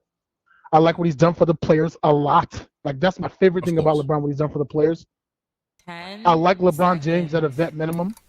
I don't like LeBron to be traded for anybody in the core. Like, there's a difference. Yeah, hell no. What? Exactly. Could you imagine that? Maybe Pacome Dadier or McBride, but Deuce, nah. yeah, we give him Deuce. Right. You know what I'm saying? But I like how you're covering it, though, because it's facts. You know what I'm saying? By the way, I got the number for you. In the regular season, on 2-point field goals, this brother Duren was assisted upon 57.6% of the time. Yeah, buddy, they're gonna look at that. Yeah, so he's not a creator. He's a standard big guy. Look at that. That number honestly is similar to any big guy, and then overall is 64%. Yeesh, buddy, they're gonna look at that. So look at that, and there's no shade to you, because there's no shade. Yeah, but buddy, we ain't talking about prime Shaq right now, bro. We're just not talking about that. You know what I mean? Well, and yo, honestly, prime Shaq might even have trouble getting that much right now. You know what's crazy? I know a lot of people are probably gonna think what you're saying right now is crazy, but no, it's not. You have a point. This second thing is no game. It's serious. They would have told Shaq, yo, just please try to do what Wemby did. Yo, please. Just, hey, could we just lock you at 25? Even though you were 13. Yeah, but man, hold on. This was Shaq. He would have been first team. But, so what I would like you to do when I get off the phone, if you can, I don't know if you can do it now, but how would you navigate? Because you brought up Kuminga and you brought up a player like this, and you also mentioned it with the Mitch Robinson thing, where your pay is starting to get affected a lot more by how the teams are strategically keeping you away from playing and kind of just messing with your money. How would you advise players to navigate that? Like, how would you navigate that in today's market? The only thing players can do, D, is hold on and be strong, because they will opt out in 2029. So you got to survive. How many more years is that? Hey, we got like 3 more years? Yeah. You better hold on for dear life and just make sure you're eligible for a nice I'm serious. Because, and the sad part is, the middle class, not even the stars still going to get paid. Trust me. They might take 2% off. But the middle class, dog, the Isaiah Hartenstein, he got to take 75. Mitchell Robinson could have got 80, but now he got to take 40. Whatever he got, 47. So like the middle class is where it is going to be sad. It's going to be sad. And then now too, they're putting players in position to stay with their teams. And when I write my article, I'm gonna talk a little bit more about that.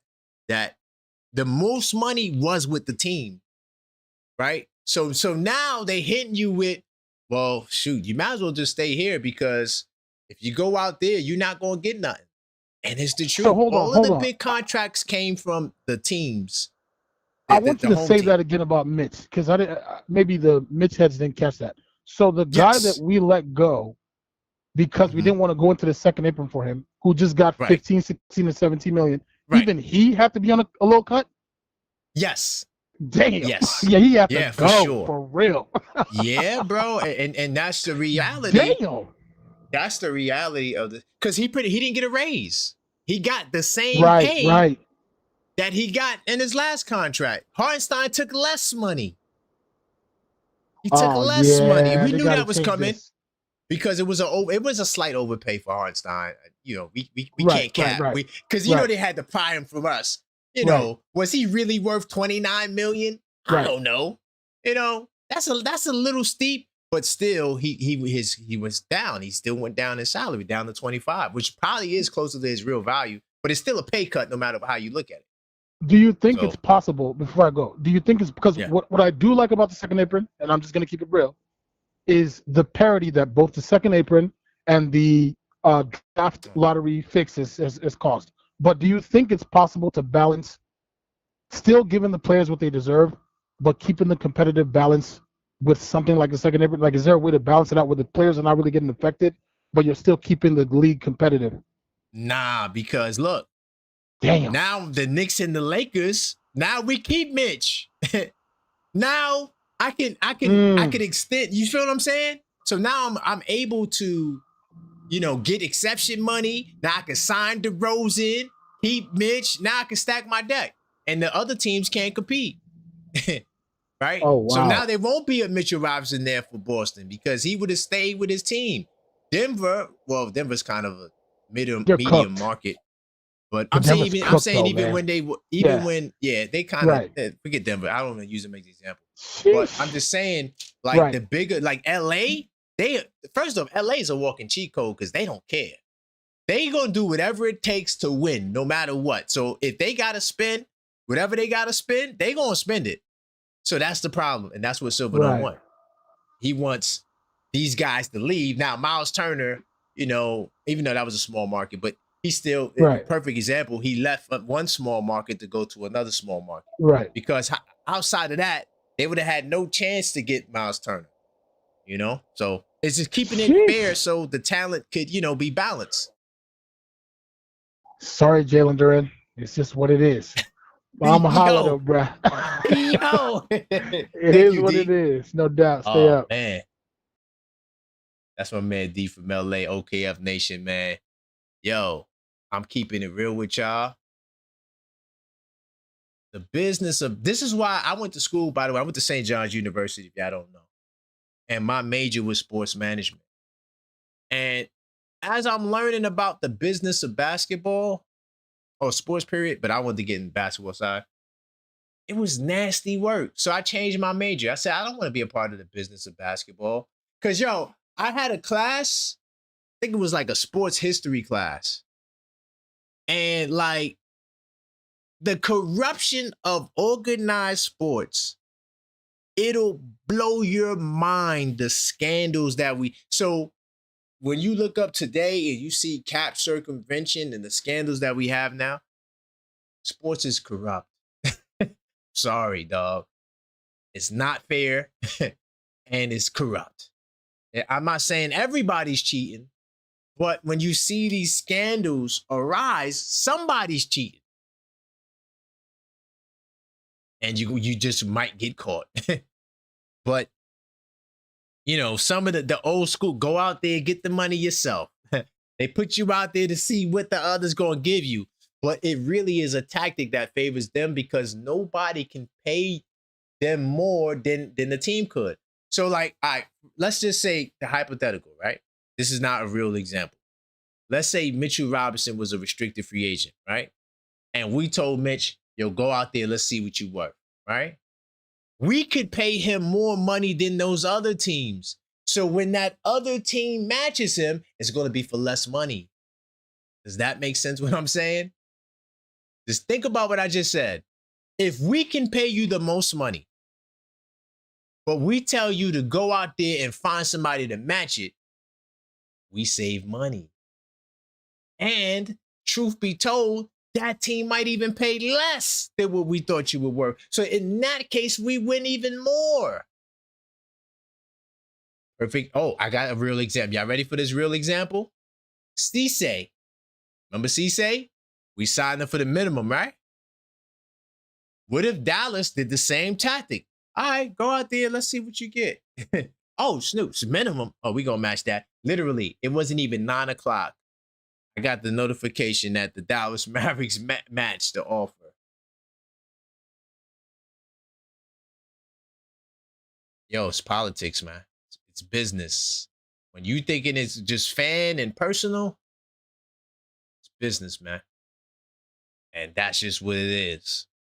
I can't stand the business of sports, but I'm trying to learn and understand it because it's just making me into a more informed fan. What's good, Mike? What's up, St. John's?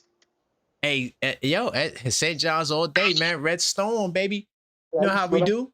Right across from there, Jamaica High School. Thomas Edison. Oh, man. Salute to that, right man. There. Yeah, Queens right in the there. building. Yes, right, all day. You know, I think What's it up? with JB and LeBron. You know, Yeah. JB is the new king, and That's a fact. like Game of Thrones, they want the new king to bow down to the old king. That's what LeBron wanted, Hell and no. then JB didn't do it. So Why would we do LeBron that? is upset, and at that fanatic whatever they call it, that event. Fanatic Fest? Yeah. Yeah, LeBron explained exactly what was wrong with the Knicks as far as JB on the ball too much, and they can target him on that action. And then he turned around and explained why it changed when Cat got involved at the top of the key, or they called it the pinch. And it changed the offense for the Knicks. I said, JB researched us real good, huh? Because he did want to come to New York, and he was taken aback that we won the championship and didn't need him. That's what it was. So how he get back at the Knicks, he go down the block to Philly, and it's going to be on. It's going to be on. LeBron is mad at New York. They said that he live in New York, but he going to fly to Philadelphia. He got an office in New York. Oh my goodness. He wanted to be in New York, but he wanted to be the savior, and he wanted to run that game show that he run in every team that he play on in New York. Oh man! And he wanted JB to call him and kiss the ring. JB said, "Nah, I know what that is." Hell no. But then I was listening to Ron, a still Knicks fan, right? And Ron is trying to explain to the people that are on the podium with him, we've got to add pieces. No team comes back exactly the same, especially look what they're doing. They are arming for us, but we're going to come back with the same players. And you know, they showed a replay of LeBron doing a move, backing Josh Hart down, turning and dunking it on Bridges. I said, see, look at that. Damn. Look at that. I mean, so easy, because look, the man 6'8", 6'9". Josh Hart couldn't do nothing with him. He spent on Josh Hart and dunked it on Bridges. I said, you don't think that's going to happen? That was last year, matter of fact, in LA. So I'm saying, I hope Josh Hart and Bridges get better. But are we going to do this thing to ourselves? I'm still saying, my man from Washington, what is his name? Will Riley. I say it for you. Will Riley. WWR, Will Riley and G.G. Jackson. Under the hat, things that we could do. Then you worry about a rim runner. But I think also what Leon has to do, he has to get a center that can play power forward that we could dump it down into and always go 5 out and kill him in the inside, collapse the defense, then destroy him from the outside. We can't play old school. We beat everybody last year like that. Do they not think that these people are planning against that this year? That's facts. They all studied us. I dropped a video today about Oh Cambuza, my you God. know, and him studying, looking at the Knicks and, oh, this is how I play. And everybody's watching us. They all know Would I what we have loved to did. get a Cam Boozer? Because he's That's a exactly what cheat we code. need down there. Yeah, that's a cheat code. Yo, on the way out, really quick. Which NBA team won free agency, in your opinion? Keep it real. Don't It just say was the given to him. You know, it was Philadelphia, man. Come on. Okay. Okay. They just dropped players on him. I mean, LeBron fell there. You know, JB, Jalen Brown That went was there. crazy. Come on. And they went and got somebody else back. And they got their Simons. Aubrey's back. Who was the name of the other one? Simon is back. I don't think Obrey's Oh, there. Simon. Yeah, They they got got Simon. Aubrey back. And they got the power did forward you researched. They got a bench and a half. And I don't look forward to bringing out Dottie and Diawara. If you get my drift, I I don't got think you. it's gonna happen. Nah, they don't That's got all I'm Ubi saying. back. They don't got Ubi back. Nah, he didn't come Oh, back. Aubrey went somewhere But- else. Okay. Yeah, but they do got Dominic Barlow. Yeah, that's the guy. That's the power Yeah. forward. He could play Dean power forward Wade. and wing. Dean Wade, you know he's stretching the floor. That's Yeah, all he Dean gonna Wade. He shoots lights out. That's right. That's right. do. Oh my goodness. This man. is what we're gonna face, and you got people on panels saying, "Oh, we have what they call you have something that you come with every year. I mean, once you get to know each another player, Talking about the we chemistry? have that. We got chemistry, but how far chemistry gonna take us against that? Chemistry does talent? not guarantee championships, though. What if they start getting chemistry? You That's- know, 82 games, you can get some chemistry. Exactly. Chemistry does not guarantee. No one has more chemistry than the Thunder, dog. I'm Oh keeping my it real. God! And did I not No forget one about has them? more, bro. No one has more chemistry than the Thunder, yo. I'm Man, keeping it that's real, right. dog. And These Indiana. these guys together, they together doing interviews. They the only There you team go. together at the end of the game. Hey, what's good? A team doing interviews. It's crazy. But thank you, Mike. I appreciate you. Oh my God, Great you just call. reminded me. All right, that's Great another call. one. Take care. No doubt. Hey, man. Salute, man. We having a great conversation, man. Interesting stuff, this NBA. The soap opera that just never ends. And look, it's always going to be something, y'all. I'm telling you, always going to be something. So the buzzer beater for life. He said, is Portland moving? Are Seattle and Las Vegas getting franchises? I don't know about Portland moving. I do know that the owner in Portland is mad cheap. This dude is one of the cheapest owners in NBA history. He ain't trying to spend no money. So think about it, right?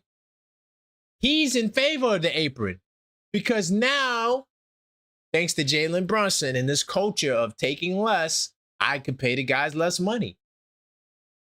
But the Pistons were hit with a curveball because they didn't have those tier agreements in Duran's deal. So he automatically became eligible for the super duper max. But yeah, the owner in Portland is super cheap. So I don't know if they're going to move. Maybe they do because he wants to save money. I wouldn't be surprised. I don't know. But I didn't mean it. Well, I didn't mean to hit that, but I meant to continue reading. Are Seattle and Las Vegas getting franchises? There's one more step that they have to make in the expansion. I just don't remember what it was.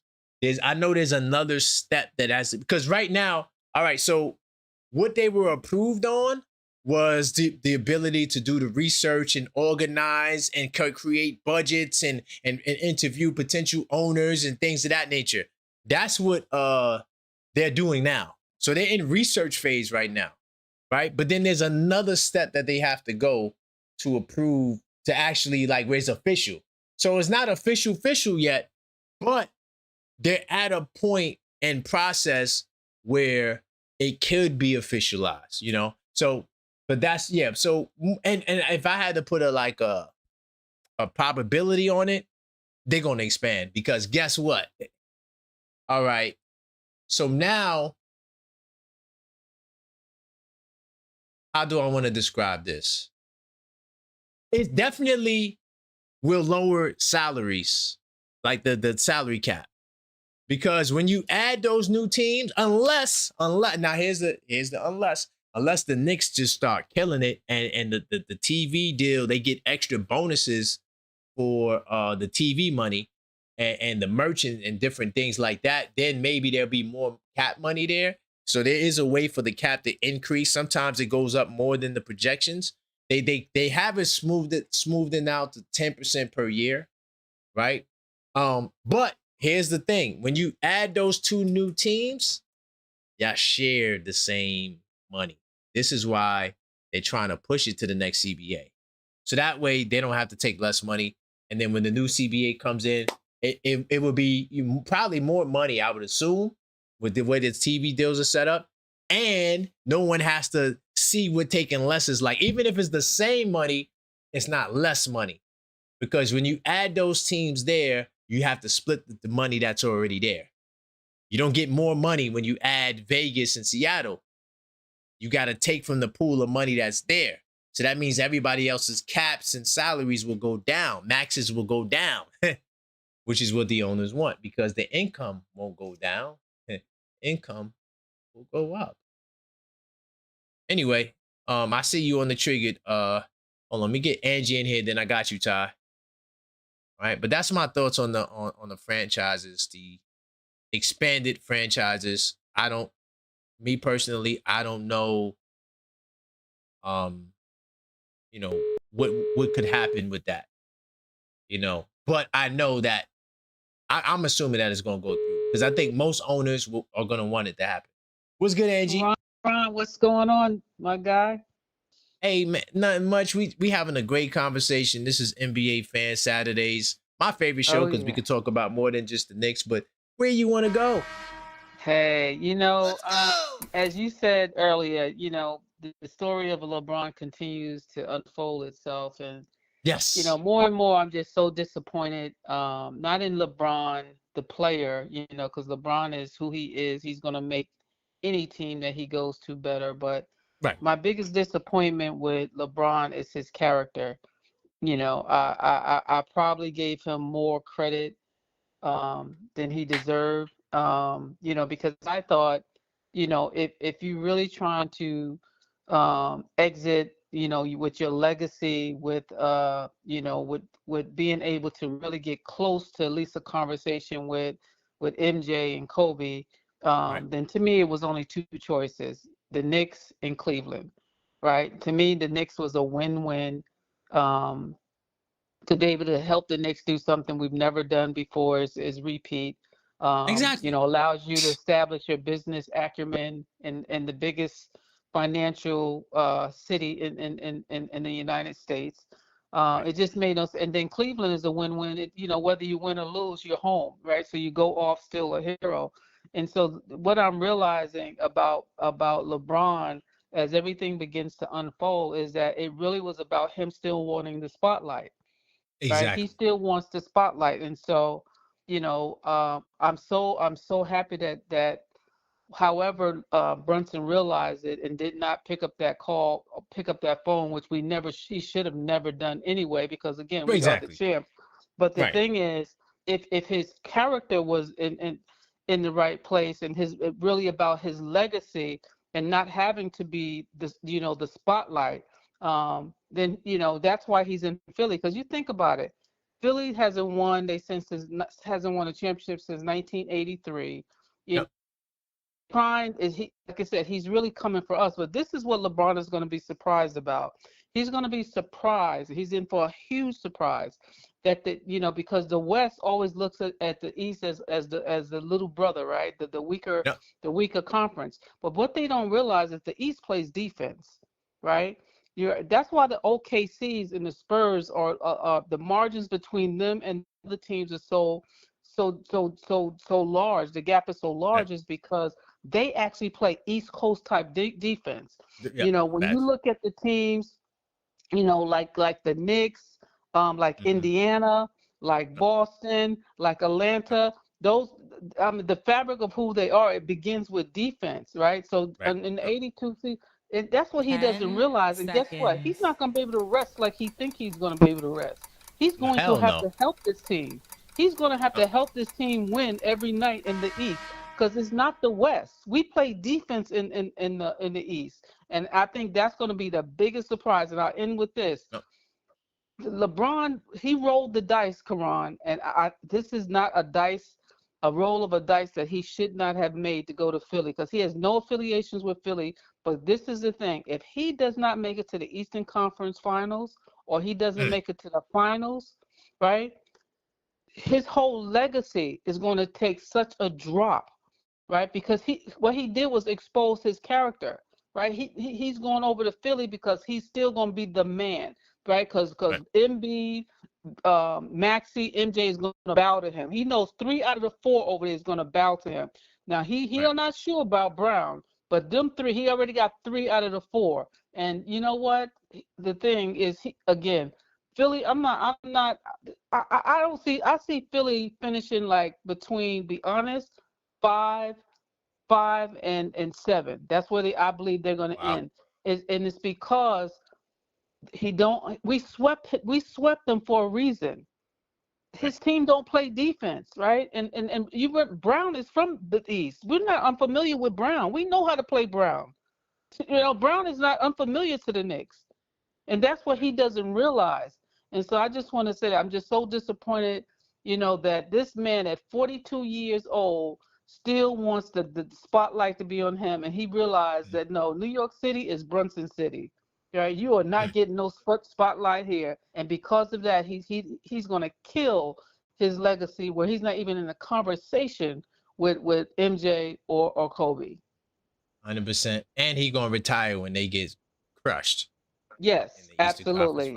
Right, exactly. One and done, because he's going to be so embarrassed. Exactly. Great call, and you always cooking. All right, you be good. Smash those likes. All right. All righty, bye-bye. By the way, yeah, definitely smash those likes. Yeah, we still cooking with hot grease over here as well. Hey, the NBA is so interesting, man. Bro, I can't wait for the season, man. We do got a triggered. My man Ty. Let's get him in the building. See what his thoughts are on the matter. Uh-oh.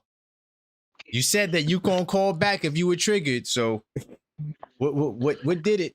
I explained to you earlier that you were going to trigger me. I didn't know how, but I felt it today. I kind of know when you're going to do it. What was it, though? All right. I'm curious to know that. What was it? It's not what you think. It's just more so, by the way, fire call Angie Ange. She always cooking, man, and she's right. Yeah. I'm just gonna double down on what she said, man, like, and piggyback off of it, man. Like, LeBron doesn't know. Like, see, first let me get to the trigger. Okay. First of all, chemistry does win championships, KP. I know what you were saying, but it really does. And I think that's why the Knicks won. Chemistry is very important to a championship team and even a good team. You need chemistry. And that's why I think, a lot of these teams are going to fail against us, KP, because although we look undersized, we always look undersized, but our guys play much bigger than what they are. You have OG sticking a 6'5" Wemby. You have Mikal sticking 6'10", 6'8". Atlanta was one of the tallest teams in the league last year as far as wings were concerned, and we handled them like we was cooking for Thanksgiving dinner. So at the end of the day, we're not. Height matters because when we get to them playoffs and we got to play those West teams. Okay, I'll say this. The reason why we really want height, y'all, is because we're having a strange feeling that we're going to meet one of those teams of the West that's pretty big. The West are big. That's why we want another big. We don't need another big for the East. We don't need another big for the East. Durant is undersized. He's 6'8", playing power forward, whatever he is, 6'10", I don't know. But he's undersized. Like, we don't need big men in the East. We need them for the West, for the finals. We are trying to build our team for the finals. We're not trying to build our team for the East. The teams in the East need to build their teams for us. See, I think that, we got to get out of that loser mindset. Like, we are champions and we won in emphatic fashion. Okay, we rewrote the narrative on what it is to be an NBA team. Worldwide West sat up there and showed these other GMs how to put together a team. Jalen Brunson showed people what it means to sacrifice and still be able to get your bread down the line, long as you make good on your promise. And he did by winning the chip. What are we talking about here? We're sitting here trying to dismantle the Knicks and try to figure out why we need to reconstruct. No, keep the core, the Knicks in 5 and 4. Period. You keep the core, the Knicks in 4. So you saying that we shouldn't add G.G. Jackson? No, that'll be a beautiful. You know, me and you both wanted him. I wanted him a while ago. Goodness. I'm not saying that.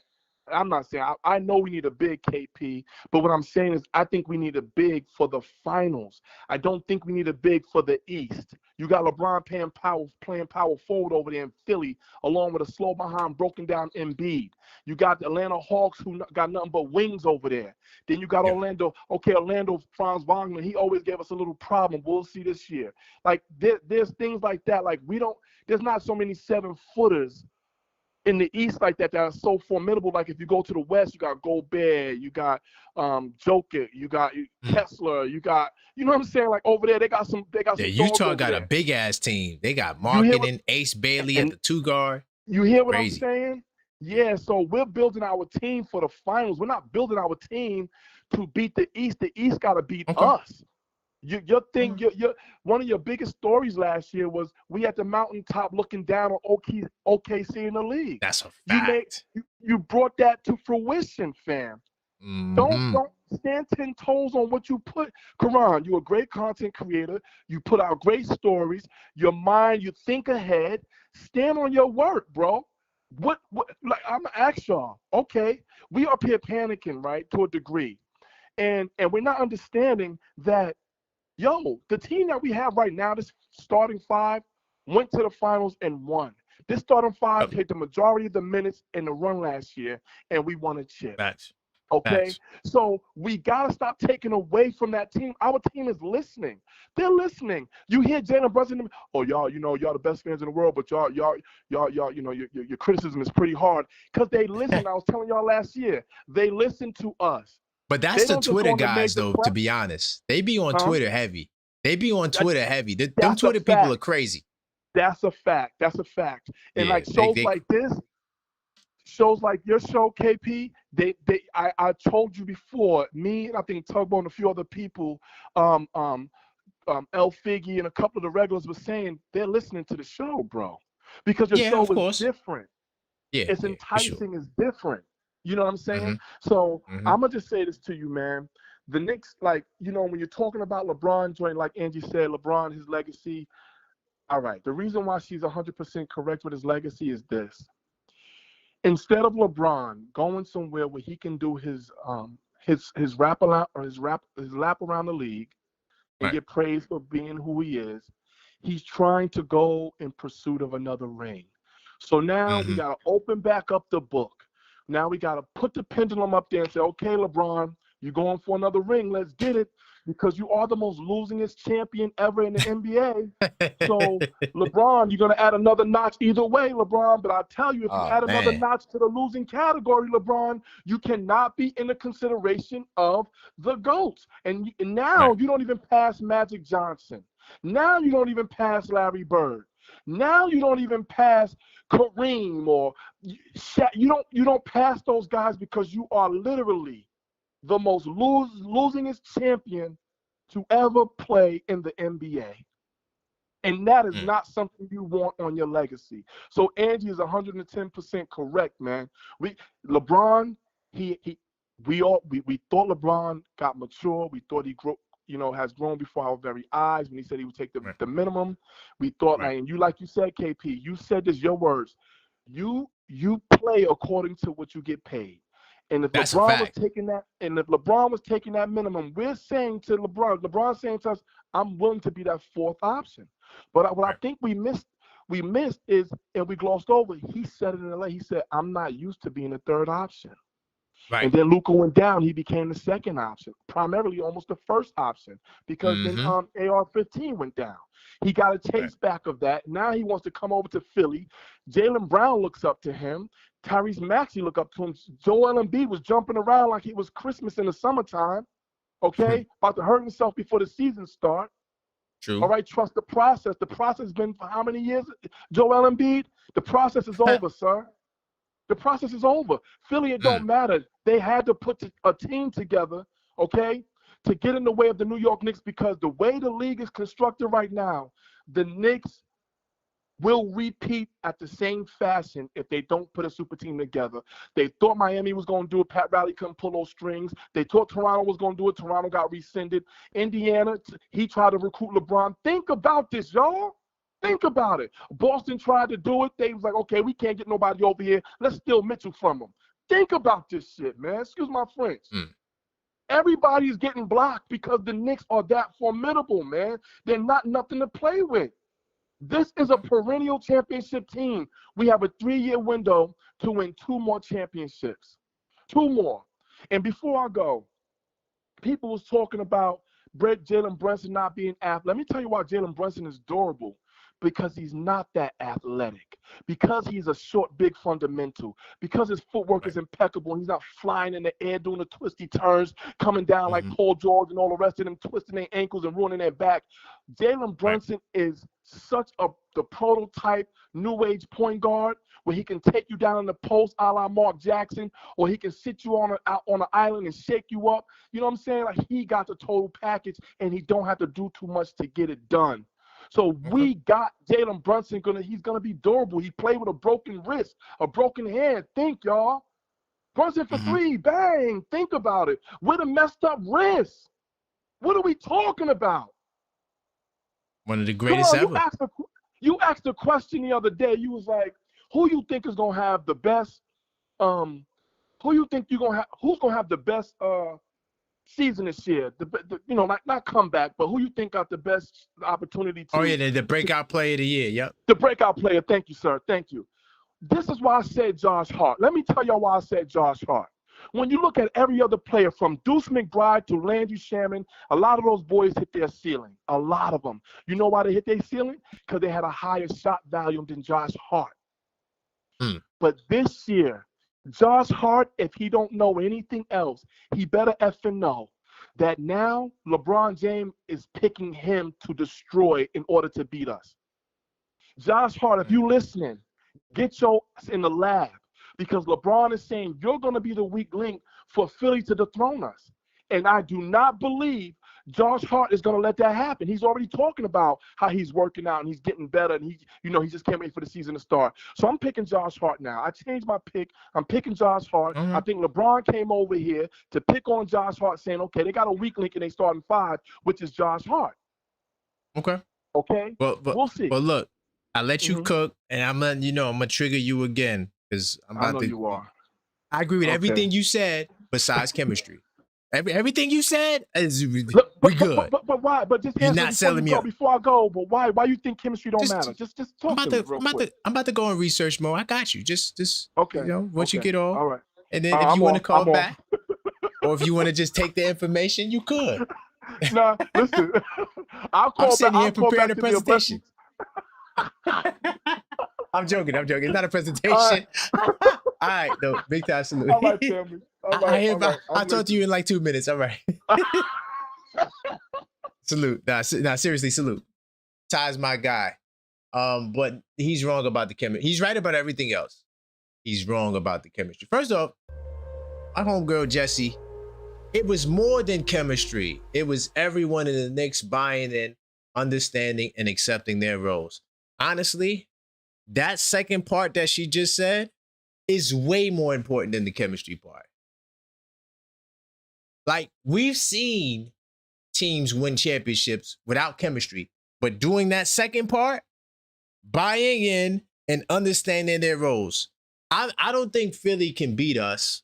So I'm not a Sixers fan. I'm not pulling for Philadelphia, but I don't think that chemistry is going to necessarily be the issue for them. I think the issue for Philadelphia will be that second part. Will they buy in And will they understand and accept their roles? See, that's going to be Philadelphia's challenge. We've seen, let me go through this list. Thank you, Jesse, for the backup on that. I'm not sure. Hopefully, y'all can see this list. This is the list of the champions. All right. So I just want to show you how mixed the results are. And I'm going to give you teams that if you want to argue chemistry, you can argue it, even though I know that there was changes made, but whatever. So you got the New York Knicks and the Oklahoma City Thunder. Those two teams, I don't think nobody has more chemistry than Oklahoma. So if you're making the argument for chemistry, then that means the Oklahoma City Thunder should have the best chance of winning the championship. Nobody got more chemistry than Oklahoma. I'm just keeping it real. They got the most chemistry ever. And where did it land them last year? You could bring up injuries if you want. You could bring it up. That if you want to bring up injuries, that's on you. I don't use injuries as an excuse. Bottom line is the chemistry alone wasn't able to get them to repeat. But what about the Boston Celtics? What chemistry did they have? They had two new starters. They had Kristaps Porzingis. They had Drew Holiday. Two guys that weren't there. Where was the chemistry that year? Oh, well, they beat injured team. I mean, if you want to, every year you can use injuries as an excuse. So that's why I don't even want to talk about every year there's an injured team. Every year. Isn't that? That's not nothing new. You got to persevere, dog. You got to will yourself to victory because the injury for me is not an excuse. What about the Nuggets? If you want to say the Nuggets had chemistry, even though they had new pieces come in, that's up to you. Golden State, if you want to say they had chemistry, they had a lot of new pieces come into Golden State. Yeah, the core of Curry, Clay, and Draymond was there, but those other guys, a lot of them were new guys that came in. Milwaukee Bucks. I'm just looking at the chemistry. Who had the most chemistry that year? Do you feel like it was the Milwaukee Bucks? What about the LA Lakers? They had chemistry? The LA Lakers had the chemistry, that's why they won? What about the Toronto Raptors, who got Kawhi that same year? Traded off DeRozan. Is that the chemistry that we're talking about? So the only reason why and I could continue going down the list. The only reason why I'm not, because I don't want to pull up all the champions. The reason why I'm pulling up the list is because you have examples with chemistry and you have examples where there was no chemistry. But that part that Jesse's talking about, everyone buying in and understanding and accepting their roles. You don't need chemistry. Shaq and Kobe, they didn't have no chemistry, dog. Shaq and Kobe used to argue all the time. Kobe used to talk about, he used to get on Shaq. Yo, you got to work out. If you work out this, that, and the third, come on. Just listen to the way, Shaq, of course, because Kobe died, RIP, the Black Mamba. But listen to the way Shaq was talking about Kobe right before he died. When they were telling stories about when they played the game. Now, we're the best of friends, of course, because he passed away. And you want to show respect and salute to the Black Mamba. He deserved the respect. But this thought process of the chemistry is just cap. It's cap. It's not, you don't need chemistry. Now, for me, what gives me the edge or what makes me feel the Knicks are the best team is part of what Jesse's saying about buying in, understanding their roles. But we have the most, well, at least right now, based on what we've seen last season. Of course, we're going into a new season, so everything is 0-0. But the number one key for me, why I was so confident in the Knicks, was our ability to adjust. When we could literally change the way we're playing from game to game in the playoffs, when the stakes are high, not too many teams can do that. So now, going into the second season, I don't think that skill will dissipate. I think that we can expand on it. And now we got systems. Pat as a hub, Brunson as a hub, 2-point guard lineups. We got so many different things that we can execute and bring to the table. I think we have the best starting five in basketball. I'm not just saying that because I'm super duper Knicks fan. I'm saying that because I got the numbers and the stats to back it. And the bottom line is this. When it comes down to our core, it's those 5 guys. Those 5 guys are the best in the business. Always top 3. Some points we number 1, scoring 5 in basketball. Our bench, so they look at our bench. Oh, your bench don't score enough. We don't require scoring from our bench. Sometimes they have to score. Most of the time we need defense. Most of that time we just need them to hold the fort. Sometimes we need a different look. So our bench has different roles. And that's what makes our bench so effective, because usually it's a combination or collaboration with other lineups.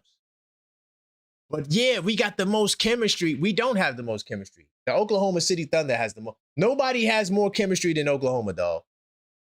You cannot convince me otherwise. So if you want to use, we have the most chemistry, you don't. And if you're banking on that to win, I don't think that it's a great barometer to win for the win, because most of the time, or half of the time, teams don't got no chemistry and they win. But what Jesse's talking about is vital for the Knicks. We don't have what Philly has to do. Philly has to figure out how to play with each other. We don't have to do that, because everyone bought into the role, they understood the role, and they accepted the role. Jesse, you fired. Salute to Jesse.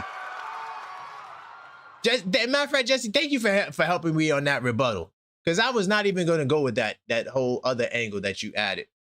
I was really just going to focus on the list. But hold on, I know this guy's triggered. Hold on, let me get my man Sean up in here. Uh-oh. What's going on, Karan? Is Sean triggered too? I don't know. Hey, Where we I going? am, man. I am, Uh-oh. man, because first of all, salute to the chat, salute to everybody. How everybody feeling? Yeah, man, I gotta ask you something. First of all, real quick. What's up? You said OKC has the best chemistry because they do The interviews most. together? The most chemistry. Because they do interviews together? Well, their lineup has been together longer than our lineup. So Okay, but that's what you you also judging it on. said, yeah, but you also said they have the most chemistry because they do interviews together. At the end of the game, they all together and shit. Yeah. I think I'm that's talking about corny. longevity, and Uh-huh. that stuff. Chemistry, bonding, because chemistry has multiple meanings. Absolutely. So I thank you for bringing that up. So you said chemistry has multiple meanings. What Jesse just said, as in buying in and also accepting a role, doesn't that also consist of chemistry? No, it doesn't require chemistry. It doesn't require No, I us said having to. consist. I said consist. Doesn't that all works Oh, into chemistry? Because when the team buy in and accepting a role, that means everybody is accepting what is the big picture, and the chemistry and working together on the court is actually what actually comes out to actually right. be what chemistry is. Correct? Right. But I can do that without having the most chemistry. Like, I don't need to be together 3 years to do that Right. and have So success to win boom. the championship. Okay. So boom. Didn't this That's Knicks what Ty team? is arguing. I know, but didn't this Knicks team just do that then? What you just No, said. They haven't been together. I mean, didn't they just do that, Karan? Come on now. They have not. no, They've been together for what, 2.5 years, right? All the starting five, and they came 2 with the years. chemistry. Okay, Yeah. with 2 years, and they came together collectively and brought into their role and accept what their role was in the Right. chemistry on the court. They played together as a full basketball team. That's not chemistry, But the Karan? argument is that, do you have to have more chemistry to be successful? I'm not buying that part. What I'm Well, saying is whether we played 2 years, 3 years, 5 years, we could buy Right, in, understand, and accept a role. I don't need to have right. chemistry or longevity with you to be able to do that and have But success. okay, so let me ask you this, just a real life question. Okay. Okay, you go to work, right? You don't like most Hmm. of the people that you work with, correct? That's a But fact. but the chemistry that y'all got working together when y'all at work is undeniable and y'all can get anything done, right? Right. But we could Okay. start working together for 2 weeks and buy in, understand, and accept roles and have success. But That's what that's I'm trying to also say. 10 but I feel like that's seconds. also chemistry, Karan. I just feel like that's what it also is what I'm trying to debate with you is No, I no, feel no. like with Whether it's chemistry or not is irrelevant. What Ty is saying is the reason why we're going to win is because we have the most chemistry. and he's correct because this team been playing No, because you agree with me that we could come in 2 weeks, I can buy in, understand my roles, and we could have success just being together for 2 weeks. You understand now right. you right with that, but what Ty is also saying is we've been together and the chemistry that we already have we can continue to elevate it. This team has, first of all, we had a whole new offense in the playoffs. We haven't even Right. And seen that's the why OKC maximum has more. potential of Hold it. on. Hold on. Hold on. But that's why Okay, OKC has more chemistry than you. They got the same coach. They didn't have to switch coach for 1 year. They got the same system they've been running. and You you're get what I'm right. saying? I get So what you're saying. the I get what you're argument saying, but of hold on, more but hold on. chemistry is not a Uh-huh. good argument. That's all I'm Okay, saying. I wouldn't use so that in so a look, look, debate. look, look. We're So better than you because we got more chemistry. You get all cooked. right. If I did So that, let I'll me get cooked. All right, so let me hit you with this then. So since OKC had the most chemistry and they've been together for the Right. longest, why they ain't win Mhm. this year then? Because you don't need to have the most chemistry. That's But this why. Knicks, but this Knicks team won with chemistry though, Karan, and Right, camaraderie. but having the most chemistry doesn't give me the edge to win. The reason why we won is because of that second part. We bought in, we understood, and we accepted our roles. But that That's is what we did. chemistry. That is Well, that's chemistry, just right? we just gonna have a agree to And disagree. look, I'm not this buying and that this is the as as well because we were together longer, so we're gonna buy no, in no, and no, no, no, no, understand no, and no. I'm accept not. No, better no, no, than no, the no, other no, no, team. no, no. See. No, that's where you're wrong. I'm not saying because we've been together longer or anything like that. I'm not saying that. I'm saying the chemistry helps you win in basketball games and win a finals. If you don't have no chemistry on the court, you just said it. Kobe and Shaq did not have no chemistry off the court, but on the court, they was the most dominant team when they played together. And I want to say they won 2 or 3 rings, correct? Yeah. But do you Okay, understand that you got guys that played together for years, every day, for because they 10 did not buy years? in. Because they not Relax. buy No, in. no, hold Their on. egos Now, got I into the put way. together a team. We just met each other and we bust them up. I don't even know these guys. And y'all been together for 10 years. We came together today and we beat you. So, what does that say about chemistry? It's not an edge to win. That's all I'm saying. I'm not saying nothing wrong with chemistry. I'm just not going to go into a debate with a Sixers fan and say, well, yeah, yo, we got more chemistry. I'm going to Well, get first of all, cooked. a Philly fan don't need to even be saying nothing about chemistry because first of all, they haven't even played a game yet with their new players. So that shouldn't even be in a word bracket right now because the games haven't even been played. I'm talking about our current Knicks team and this team going into 2027 season has the Yeah. most chemistry together because they've been playing We together, do they not lost have the most together. chemistry. OKC has more chemistry than us. So you're trying to skip steps. We only had 1 year, Mike Brown. That guy has been coaching them for the past 5 years. Yes, and Mike Brown won in his first So season, so you he came can't to a say, new but you he can't came to a say new that, team. Come on, hold on. He came but to you a can't new say you team have the most with new chemistry. That's my players. point. He Can't came say to a you new have the team most with new chemistry. players. I know, but look, Karan, he came to a new team with new players. He didn't know none of their egos. He adjusted to them. They filled out the chemistry together. They've been through their bumps and rolls and through the season, Mhm. and they won a championship. Just like you Right. said, how a new team came together and beat a team that been together 10 years. It's the Right. same thing, ain't it? Ain't that the That's all same I'm thing though, saying. Karan? It's not the edge. is not our advantage. That's all. It's simple. It kind of is though, because we just won off the No, championship like it's that though, not the Quan. advantage, because if that's the case, then Oklahoma's going to win. They're Okay, going to win. well, okay, so what do you think we gonna win off this season then? Let me ask you that. I think we're going to win because, one, we have the best starting five in basketball. I think Correct. Leon Rose is going to continue to add other elements to the team. And I think Absolutely. we're going to be surprised. And I think that's going to give us a boost because our bench is going to be better than last year as well. So going into a postseason, all we have to do is pray for health. Because sometimes ill health can tear you down. You're absolutely right. So you don't think You know? since playing together and actually winning and the camaraderie and the chemistry of them boys can help the new players come in and adjust to it and help uplift us also? No. You don't See, I don't think you get what I'm saying.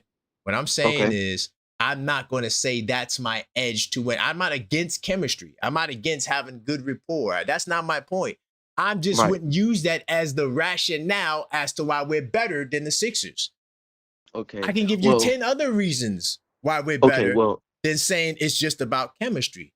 Because those guys can buy in, they can understand, accept, and then beat right. us. Okay, well, Isn't that a possibility? I'm not saying it's going to happen, but it could happen. you're right. And this All and right. your keyword is a possibility. But this Right. first debate that we That's had, it. we're gonna agree or disagree on, because I kind of agree that chemistry is what needs to help win games. And I'm not going to say it's the main topic of what we need to win, but it is one of the top 2 or 3 things on what needs to win and what needs to happen to win. So I hear what you're saying. I hear what you're putting down. But like I said, we're going to agree or disagree on this one. And All right. we still cool. It's all No, it's all yeah, good, that's it. fam. Yeah, we good. We take it to the Yes, sir. Discord if we need to. Oh yeah, most definitely. No Salute, doubt. fam. Hey, Southside salute, Jamaica Sean. Queen signing out. You heard? Let's go. All right. Salute to my man, Sean. Hold on, I got my man, LD. Dream Team today versus Chemistry Knicks. Ooh. Hey, yo, D. See, me and my man D, we don't agree all the time, but that's a dagger right there. So if I took an all-star, he said the Dream Team, that's just too excessive. If I put SGA, who's the best 2 guard? SGA, Devin Booker, LeBron James,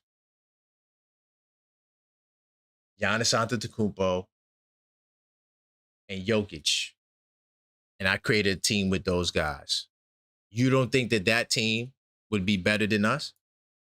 Are we so nicked out that we think that, oh man, I could put the Knicks up against the 92 Dream Team and they're going to win?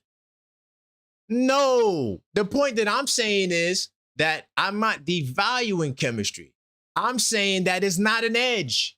I showed you the champions. The team with the most chemistry doesn't always win. So to say, oh yeah, we're going to win because we don't have the most chemistry. That's another fallacy.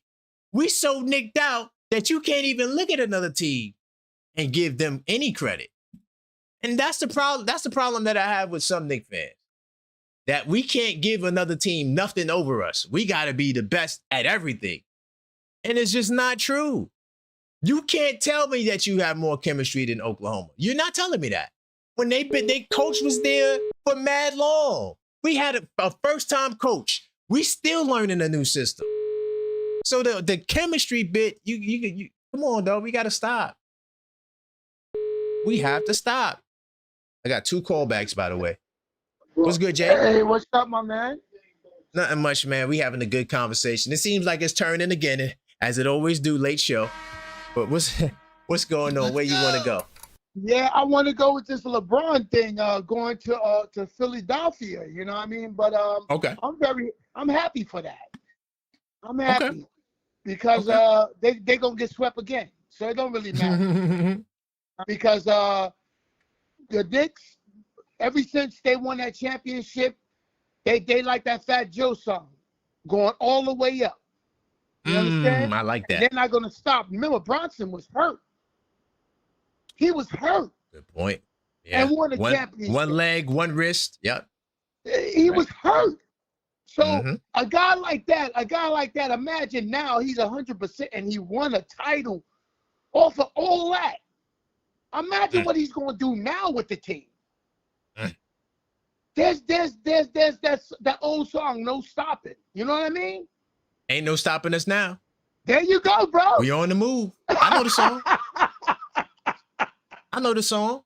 There you go. There you go. And I appreciate, the way that he carries himself and that LeBron thing. Like they said, he wants to be, the man and all that. That's over. That's over. That's done. Man. So I know he's a great player and all that, but LeBron, you need to get up out of the league. He's old. He got enough money. I mean, come on, stop playing yourself. What's that all about?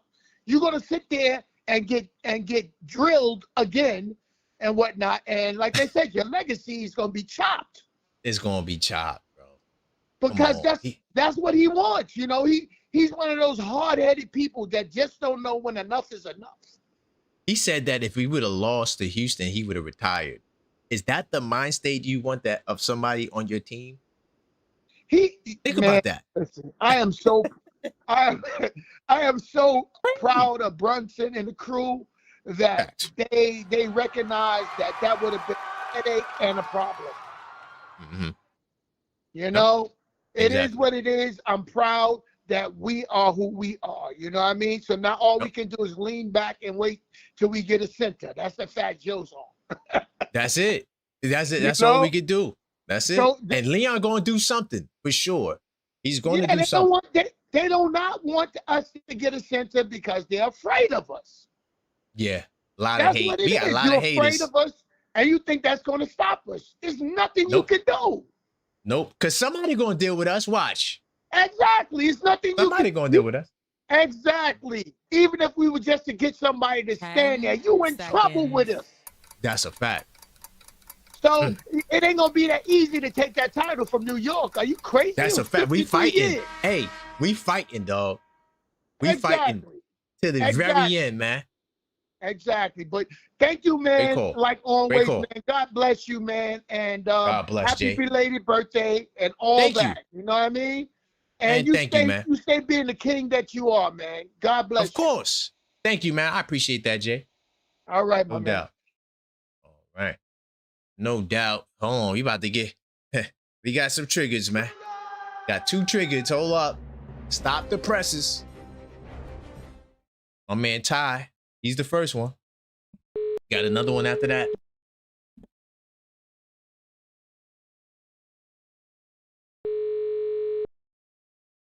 See if he's there. Hey, D, that was a bar. Uh-oh. I told you I was going to trigger you, right? But Jesse with the assist, though, that was fire. I didn't expect that. Yo, but look, when I'm saying chemistry, because look, chemistry has multiple facets to chemistry, right? You know what I'm saying? You have trust, you have communication, role acceptance, accountability, resilience, motivation, performance. That's all chemistry. So all of us is all right. It's just different factors of chemistry. So you do need chemistry to win. But you're right. Like, it's not just chemistry to a degree, but even when a team comes together, they have to have some sort of chemistry to win. Okay. I'll allow the Miami that's fair. When the Heat got together the first time, they lost to the Dallas Mavericks, who had chemistry. None of the Dallas Mavericks players were better than the Heat at that time. The Heat had 4 perennial All-Stars, and then the Dallas Mavericks had Dirk Nowitzki. Then you had Jason Terry and role players, but because them boys been together and they've been battle tested, they beat the Heat that first time around. Okay. Then when Miami went up against the Spurs, same thing. Right. So we got to remember, like, chemistry is very, very, very important. And when it comes to LeBron, he's not going to just join a team. How many the Clippers have put multiple teams together where you're like, oh, on paper they look fearless, but they had no chemistry on the court. When you're talking about OKC have better chemistry than us, yes, they do, because they had a lot of young boys who was buying in. Had OKC had like hard-headed boys like Russell Westbrook and KD and James Harden, when they got older, I don't know if they would have done what OKC was doing now. You get what I'm saying? So the young Yeah. boys, when they come in and they together and they own the rookie contracts and they over, and you know, they're over, they're meeting their, what they call, what did he do this year, Harper? He overachieved is what I was trying to Oh say. God. When they That's gonna be the overachieve, next beef right there, Ty. Just remember I told you, Harper and the Spurs, there's gonna be beef if that brother doesn't start. Just watch. yo, but you called it about Durant and you called it about Harper. You did. I'm not gonna take that 100%. from Just you. watch. Just Yeah. watch this year when it's gonna happen if he's not starting. Yeah, of course, but he's supposed to start. He's supposed to start. And I want to say this too, KP. I'm not so nicked out. I just said to you guys, LeBron's coming to try to hurt Josh Hart on our team. On paper, when you say the Knicks, I'm not saying the Knicks are a better starting five. Not on paper, we're not. On paper, we're not a better starting five than Philly on paper. No, we're not. On the court, When you say all right, so but what do you? All right, so when you say, because you basing it on like points and like if the like their individual accolades, right? I'm basing it off of this, right? If you're saying a better starting five, the Knicks are the better starting five because, again, we've been together, we've been battle tested, and we got some fervor. Remember during the playoffs, you was even saying like, oh, we got chemistry because we've been here before when we was playing against certain teams like Cleveland, who, you know, Harden just got over there. And then you're looking at the other teams where we're beating them because we're familiar with one another. We pick each other up. I wouldn't have said chemistry. What I was getting on the young Bulls was experience. The young Bulls, we have more experience than them. That was the word I use consistently. But that's the point I'm making, right? We have more experience. Right. Yeah. So that's good because so like somebody can have experience and been in the league and still be trash. But if they got experience with camaraderie and they got experience with chemistry and knowing their role, like you guys were talking about, just knowing your role and knowing, you know, just the nucleus of it all. Right. That is all of everybody's right now. It's all chemistry. It's just not just one facet of the chemistry. Right. Yeah. I'm not hold on to a tie, but I don't want people to think that I'm knocking chemistry because that wasn't my point. All I was saying, I wouldn't go into a debate using that. No, I would rather use other. But here's what I would say. This is what I would say to you, then, KP. If everybody's gonna go on paper with Philly, on paper, and we gotta be honest, you have Jaylen Brown, you have Tyrese Maxey, you have LeBron James, and you have Joel Embiid. Out of their starting five, two of those were MVPs. Yeah. Jaylen Brown was an MVP candidate. Jaylen Brown was a first teamer. I got you. You talking about accolades. I got it. If you go in accolades, they got way more accolades than us. But no, not even just accolades. I'm talking about if we're going off of paper. I'm talking about if we're going off of paper, like they said, this is the most prolific starting five on paper as far as points are concerned. When you look at our team, Anunoby averaged 18 points. But that's your point. That's where you attack from.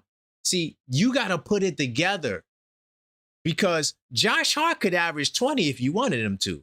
Yeah, but we don't need him to average 20. This angle is way better. Like we could do the numbers like y'all, but see, y'all gotta sacrifice. Y'all can't come out there with everybody getting their numbers. It ain't gonna work. Why not? But why not though? Because there's not enough time in basketballs for everybody, for Embiid to get 26, LeBron to get 22, Brown get 26, Maxey get 29. It don't work. Like they got to set. So that's why I'm saying we got the best five. They got to what, KP? They got to what? They got to sacrifice. But that's a part. They got to somebody got to sacrifice. They got to know they role with everything that Jesse said. You just said it. Understanding and accepting their roles. But that's one of the key factors in chemistry. If you Google chemistry, you're gonna see one of the main factors is knowing your role. Jesse was right. I'm not saying Jesse was wrong. You're not wrong. I'm not wrong. Sean definitely not wrong. Because everything each one of us Sean is wrong because he's trying to teter. Sean is I'm trying to trigger him. Nah, Sean's my guy. He's my guy. We good. I'm trying to trigger him too. Let me stop.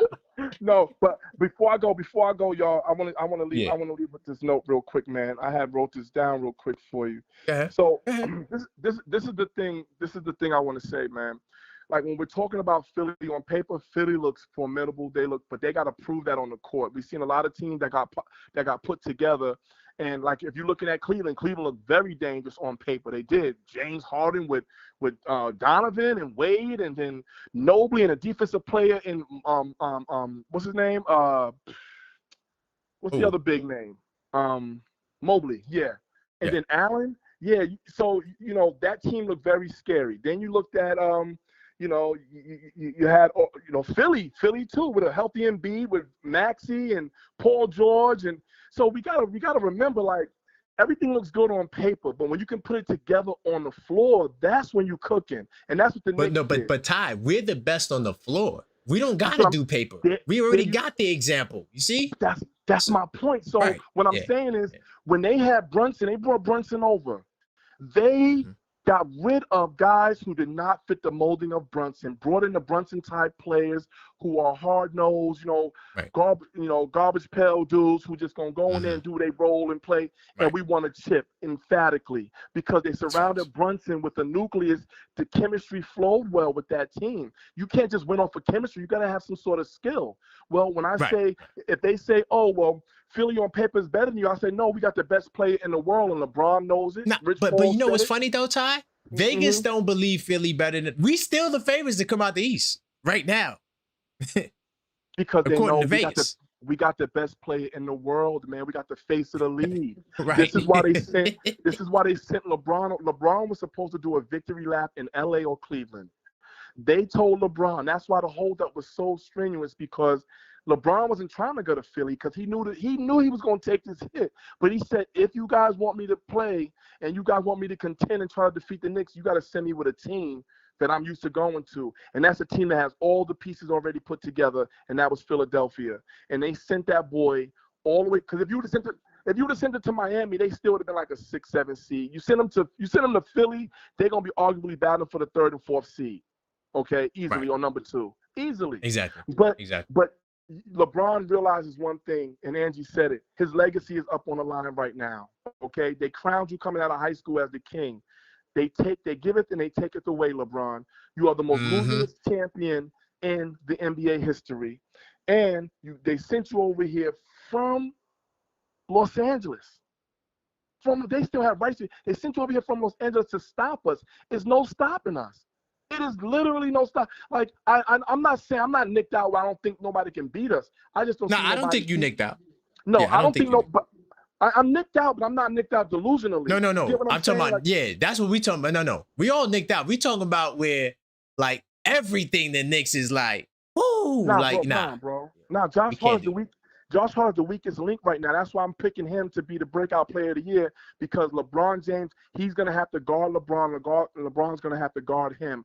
Josh Hart is going to have to play his best ball of his career if we're to go anywhere further, because Anunoby's ceiling is not even he's ascending. Jalen Brunson is the face of the league. You know what I'm saying? Mikal Bridges got something to prove. And then you got Big Cat, who's the best big man in basketball right now, literally. And so when you got that, the weakest link we have is Josh Hart, and he ain't nothing to sneeze at. But when you put a LeBron James there in a pinnacle part of a series, now we got to find out, you know what I'm saying? Like, what Josh got. And so that's why Hart got to take the Jaylen Brown challenge.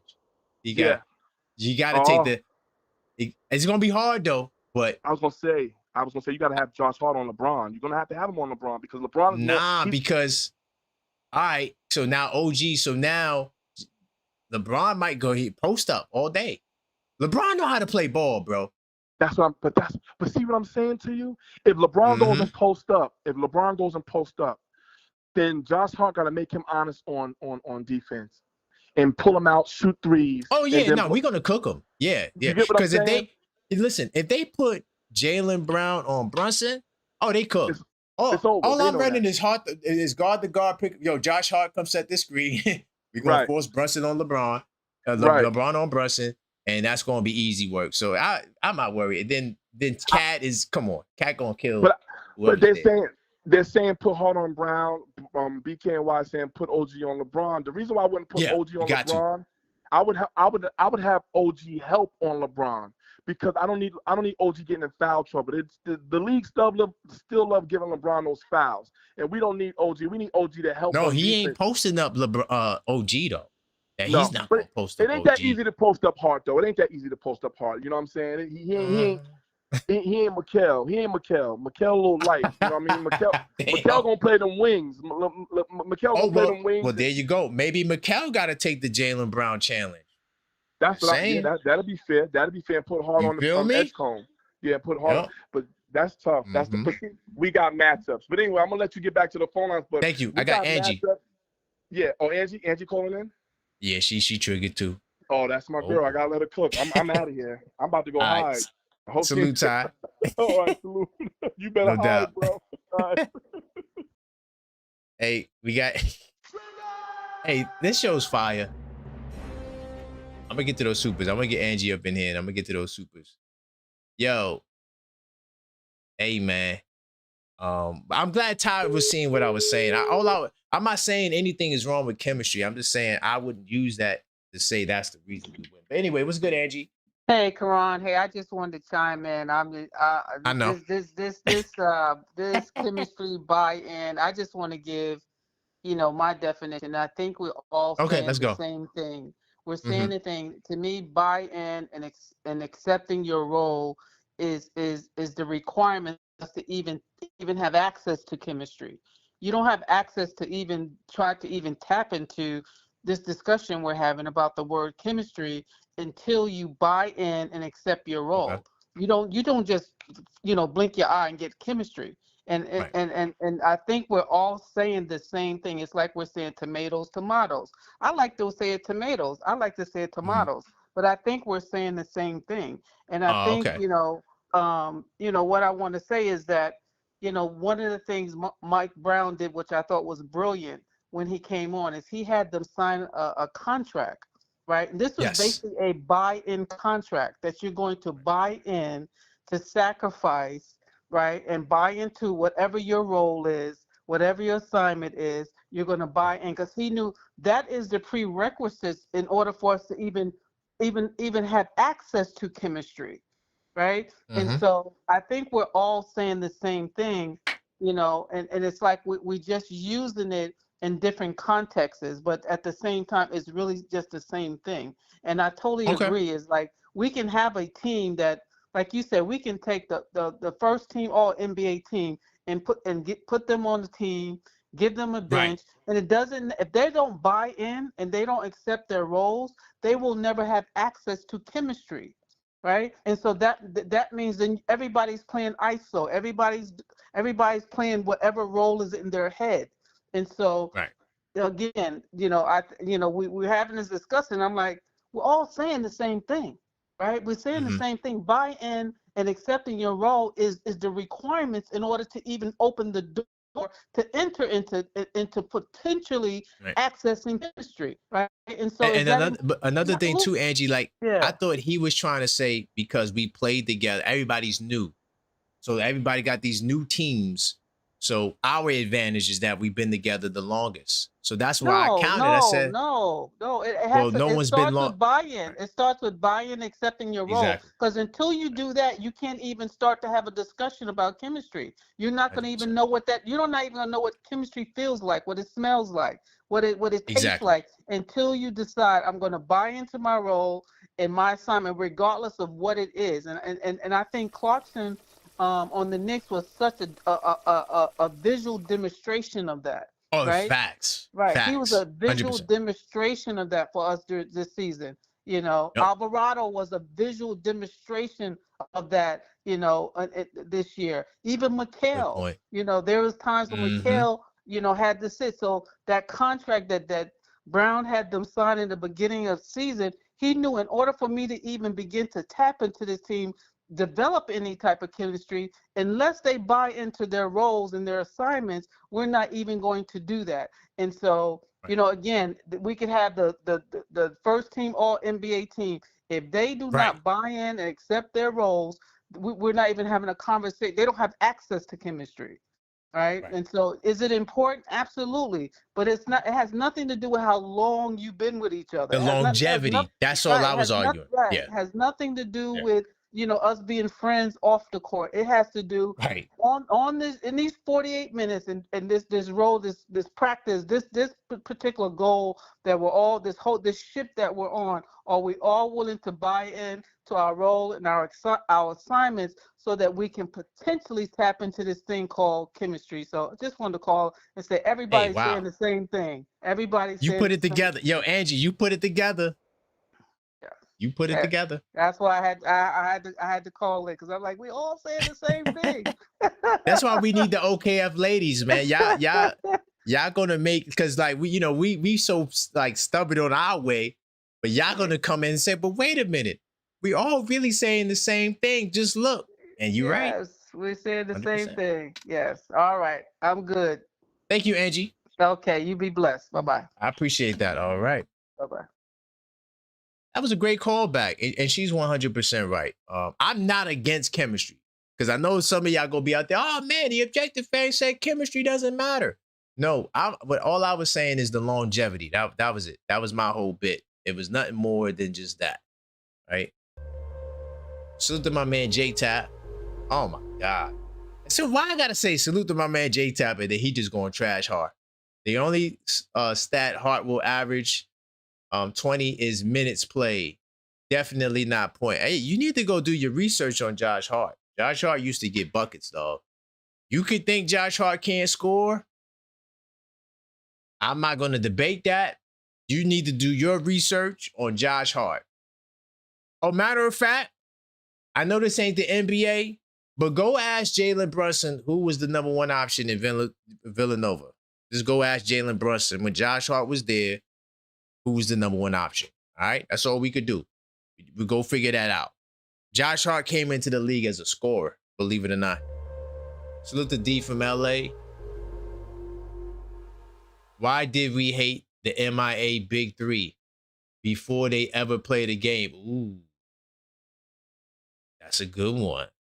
Well, I could answer that for me though. D, I hate Miami, so I don't like nothing that Miami does. But that's a good point though. And D, I think D gets where I was trying to come from. Because if you put a team like the Miami Big Three, they go into the finals with without the longevity.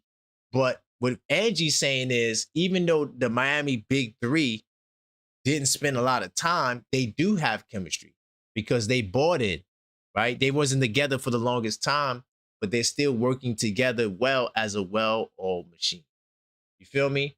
So all of it is kind of interchangeable, D. I got you. And I'm with you 100% on that. I could put together whoever on the team. That's why we're in this position.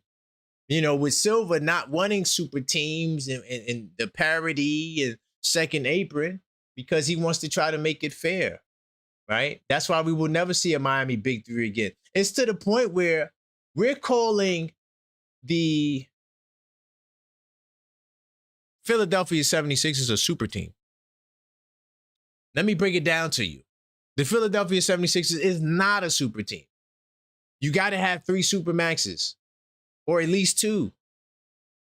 Embiid is a half a superstar. Even though he's getting paid a lot of money, he's not all NBA nothing. He's getting all NBA money, but he's not giving all NBA production. It's not a super team. Maxi's not making the super duper max. What's Maxi making? Is Maxi getting the 30%? I could pull it up really quickly. I don't remember what Maxi's getting, because we did talk about it the other day. Hold on, I'm gonna pull it up right now. I don't need to go in research mode. I just want to look at it super duper quickly, just so I could know. Yeah, Maxi's at 24%. Hold on. There's no way this is a super team, dog. You got 2 super maxes, but Embiid is not in his prime. This is not a super team. You got to have 3 35%. That's what the super team was. Wasn't just 2, it was 3. Because we seen 2 super maxes. Like Stockton and Malone. I don't remember what their salary was, but those are like max caliber players. Jordan and Pippen is max caliber player. So it wasn't 2 super maxes, it's 3. You gotta have 3 to be a super team. That's what made LeBron, Bosh, D Wade so unique. Right? Chris Paul, no, not Chris Paul. Ray Allen, Paul Pierce, KG. Even though those guys were on the second side of their careers for the most part, still technically a super team because they all were max caliber players. That's the definition of a super team. It's not a super team. It's a really good team, but we've seen teams like that. We've seen stacked teams before. I mean, it's not new. Portland Trailblazers had a stacked team. These guys are not scary, man. Man, it's a regular day in paradise, man. Get my man Lopez on the line. NBA Fan Saturdays. Yo, What's good, Lopez? hey, man, I was hold on a second, my bad. Okay. Yeah, so I just wanted to comment that I feel like everybody earlier was kind of saying the same thing when it came to chemistry. I think the terminology is probably not spot on. I feel like the Knicks had the best ecosystem, right? Ooh, Because I like that word. chemistry is not really necessarily built on years together. It's Good built point. on experiences. It's built on trust, right? It's built on just a feeling that another person gives you. So That's a if I fact. feel like I can be in a huddle with these guys and I trust them, I'm going to tend to do more for a person that I trust than a person I don't trust. Now, Facts. how a person comes about trusting another person can go in a myriad of ways. There's no ABC, you do this, or 1, 2, 3, 1 + 1 = 2, you do this, you get trust. It doesn't mean that. Now, that trust comes from everybody buying in, seeing results. It comes from the talent. You have to have the mindset to do that. You can have the mindset to do it, but not the talent to execute. You can have the Great talent point. to execute, but not the mindset. So I think what happened is, they built, when people talk about culture, that's the same thing as ecosystem. The Heat had that for a lot of years where, you got blue collar guys like Udonis. I know I'm not saying his name right now. Haslam. Udonis Haslam, you know what I'm saying? So sometimes you can make something out of seemingly nothing, because I don't think you make it to the NBA by being a bum. Okay, these are the best players in the world. They may That's a look like fact. a bum compared to guys who are even better than them, but Oh, trust man. me, not a person on the lines tonight or in the chat Nobody. is giving none of these cats work. Okay, You could pick the all worst right. player. The The G worst League, player. okay, forget them. The G G League. League. What you got for G League players? All right. I played But against a G League player. Dude, I but felt like I didn't belong on the court with him. exactly. So like I said, all the talent in the world don't equate to nothing. We got guys who come in here talented all the time, and then they fizzle out.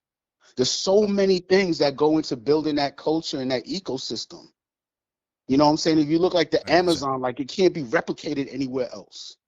And so sometimes you have to have a perfect storm of things all come together, and that's what happened for the Knicks. And yes, luck is included too. Because if you're Yes. going to tell me that somebody last night, I wanted to call up, but I think I called too late. Somebody last night said, oh, the Pacer had our number. Bro, a ball bounces up into the air and bounces in? That's just That was crazy. as A little bit of luck.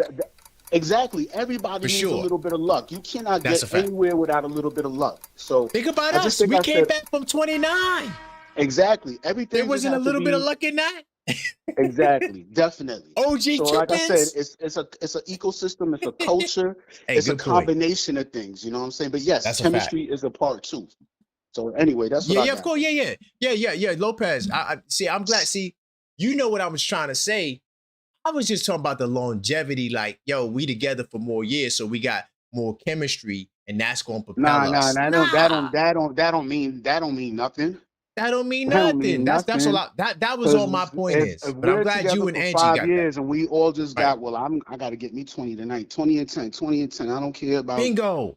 That don't mean nothing if I'm playing with you for 5 years and I don't care about Right. you being successful. I got to care about the success of everybody on my team and my success, of course. But team success Right. got to come before individuals. And we've seen teams be like that. And that's why guys be in the Hell league, yeah. 10 years and never got a ring. Never got a So ring. you Facts. know what I mean? So it's everything, man. It's just like your life. Your life ain't just based off of one thing to succeed, That's a right? fact. In everyday life. 100%. So Everyday life. anyway, Hey, Lopez, man, you extra deep tonight, man. You went to a poetry slam or something, man? nah, I had a good loud pack. Okay. I had a Hey, all good right. loud pack. No doubt, man. Lopez, I All right, appreciate you, my brother. all right, man. Appreciate you, man. Salute. Great call. That's why I figured I'd get him on the line. I wanted to see where he would go with it. Got another trigger, by the way. But I wanted to see where he was going to go with it because I like his premise. And I like the word ecosystem. That's a fire word. Get my man Ty on the line. Yeah. Because I think the Knicks, man. Oh, man, it's so much. It's so many reasons why we the best. Can't wait for the season. What's good, Ty? Yeah, I think you know what, man. Like, this is pretty crazy. Like, I'm listening, and I'm enjoying the calls. Lopez is right, but I said that I broke down the definitions. You all are saying the same thing, and everybody's Yeah, right no, there yeah. on side. We No, ended good. We knew no, what it no, was. no. But I'm Yeah. saying, like, I never said that because we've been together the longest. What I said was we have better chemistry, and the reason why because of our captain. See, everybody bought into what Jalen Brunson was saying and what he saw. Even Mike Brown. Remember, before our chemistry got where it went, Carl Anthony Towns said, "I don't know my role," and we were losing, Oh, so there yes. was no chemistry.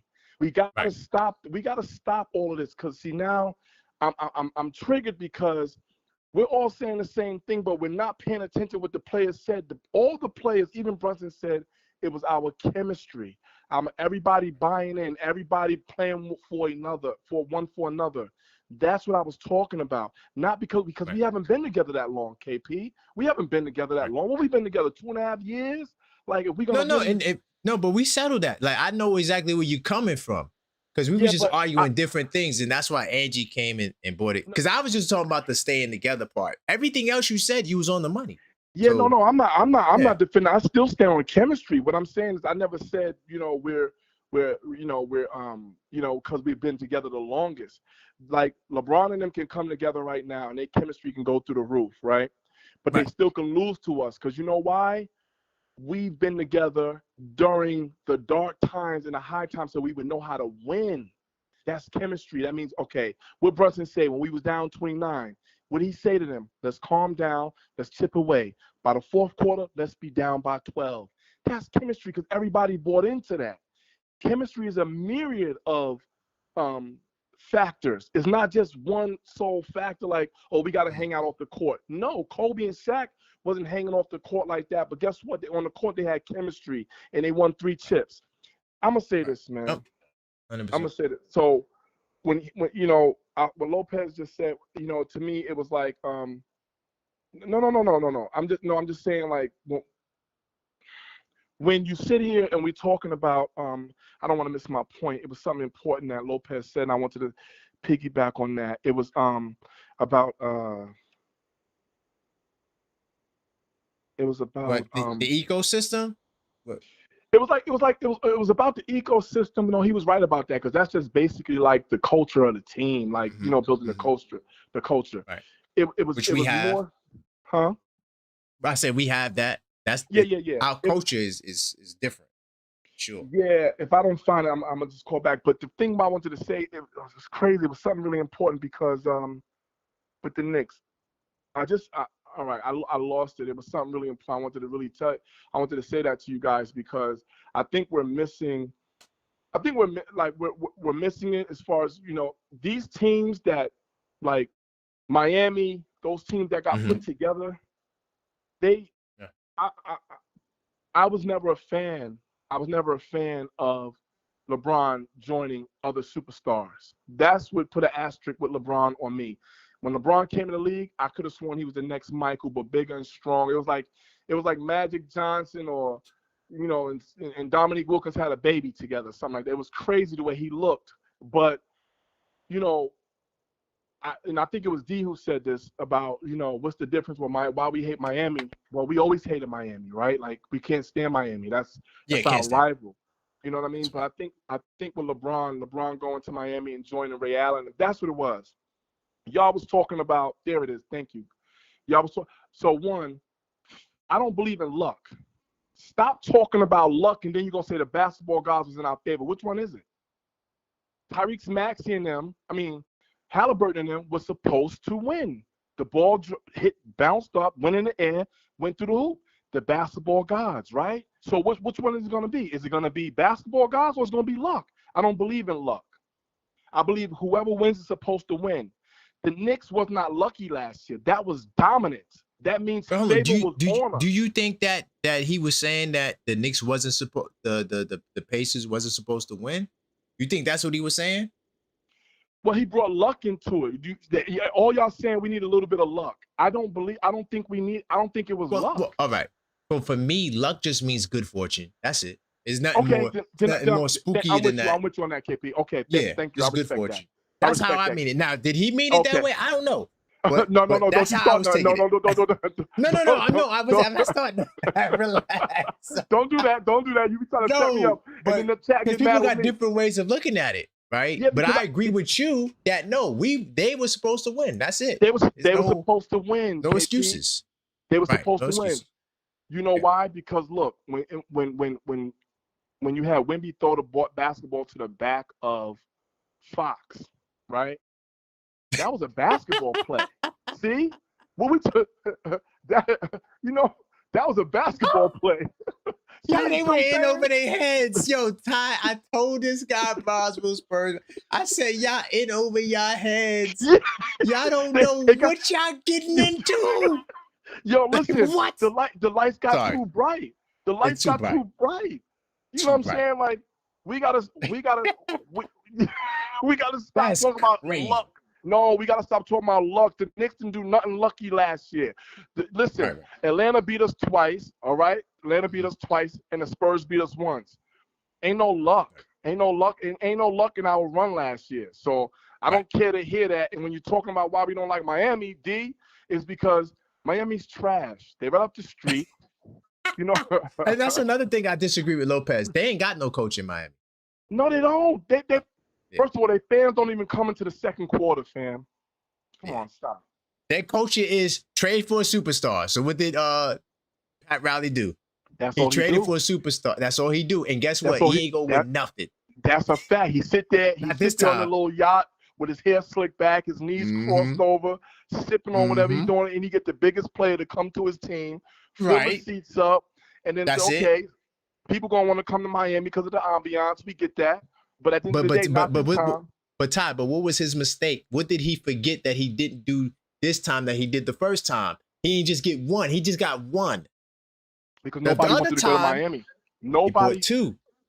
Because that was Bam Adebayo's curse, man. When he went there and he stole that record from Kobe, okay? Oh, Lord. And he sat there. That was misfortune for him. He was hunting that. They already had won that game. He did have to score a lot of points. It was cheat code. It was a cheat code. Definitely cheat code. And I think that's why him and Giannis was mad because we won one. So you got two bitter all-stars sitting there thinking somebody going to join them. Nah, y'all about to It's not enough, though. But Ty, it's not enough. He just got one superstar. Bam is not no superstar. The Greek salad was supposed to go to Boston, and I would have respected Boston. If he'd went to Boston, I'd have been like, shit, okay. Yeah, that would have been. But I'm gonna say this though: if he would have came to the Knicks, how many superstars we would have had? That's KP. You see, KP, Pat Riley messed up. He dropped the ball. That's all. That's all I'm trying to say. But you said this, KP. No, you good. You said this. You said you was talking about our team when you was talking to Lopez. I was talking about our team, the Knicks. First of all. The Knicks don't got perennial all-stars like that. We've been getting robbed. We know we got all-stars as a fandom. We know our team. But our team has been getting robbed for the longest. How you going to be a second-team all-NBA and you're the face of the league? It's not lining up. It does not make sense at all. You're the face of the league and you took $113 million pay cut to get the squad together to win a chip. Come on, it's not because the league knows, man. The league knows. Anyway, I'm off this call. I just wanted to clear my name. But Ty, you know we agree though now, right? Like we agree on like on everything. No, we did. I just didn't want y'all to think my narrative wasn't because we was together the longest. We weren't together the longest. Right, no. Yeah, we got past that. When you called back that other time, we got past that. We were good. Yeah, because I think that, honestly, KP, I think that the Knicks, I think the chemistry starts with Jalen Brunson. I don't see Philly with a leader like Jalen Brunson and a head coach like Brown. And that's what you mean by better chemistry, not the longevity. It's just that we're going to buy in better and we got a better ecosystem like Lopez said, because that's what it is. It's like we do have a culture over here. And I think, like Angie said, Brown made all of them sign it. That was the most fire take today because she brought it up and it's right. She said Brown made them sign that contract because that was basically them saying, I'm buying in to my role and my position in this ecosystem, like Lopez said, and that is the chemistry that the Knicks built. Now, it remains to be seen for the Philadelphia 76ers if they're going to have that type of camaraderie, that type of unity. And I don't think so because it's a lot of egos over there. Now, Max is going to concede. VJ is going to concede. Embiid, LeBron, and I think Embiid is going to concede because he knows his days are numbered. If he don't get traded for Anthony Davis, I think something's still brewing over there with Philly. I don't trust Philly over there now. And remember, Brown has to concede to something to LeBron, whether it be leadership. He's not. That's the mystery. He's not because you know why? That's the reason why he left Boston, because they were still putting Jason Tatum as that guy. And Brown is like, I'm the one by myself. This is my best season. I took Boston to the playoffs on my back. I'm a finals MVP, and y'all still putting Jason Tatum above me. So I'm going to go to Philly where I can be myself, be expressive, and talk the talk I want to talk and play the way I want to play. And now you bring LeBron James over here? Oh, boy. We going to see. That's going to be a storyline. But anyway, salute to the Knicks. Look what we got them doing. We got them scrambling like roaches, man. Everybody. Oh, what are you going to do? Oh, no. We got to get this. Oh, Kuminga. They don't got a Jalen Brunson. That's what they're missing. They can't gauge Anunoby. Remember, Anunoby don't. KP, I'm about to go. You said Anunoby don't got a post-up game. That's one thing to add. You said he kind of clumsy a little bit. That's another thing to add. But look how prolific he is with what he can do. Right, he's still an all-star to me, even without that. You see what I'm saying? Just saying. Man. They're in trouble. Thank you, Ty. Right. Thank you, Ty. All right, bro. All right. Salute. Oh man, that's my brother Ty right there. I got another. Hold on, we got another trigger. Well, I'm not sure if this is a trigger, but this is the guy's voice, so I'm gonna play it anyway. Get my man D from LA up in here. Oh, I forgot the fight is on too. Yo. What's good, D? What's Gucci? Nothing much, man. You said you hit you up for a favor. That's Spanish. Hit me up, por favor. You know what I mean? But so por favor. Yeah, Spanish. I thought it was a favor. Okay.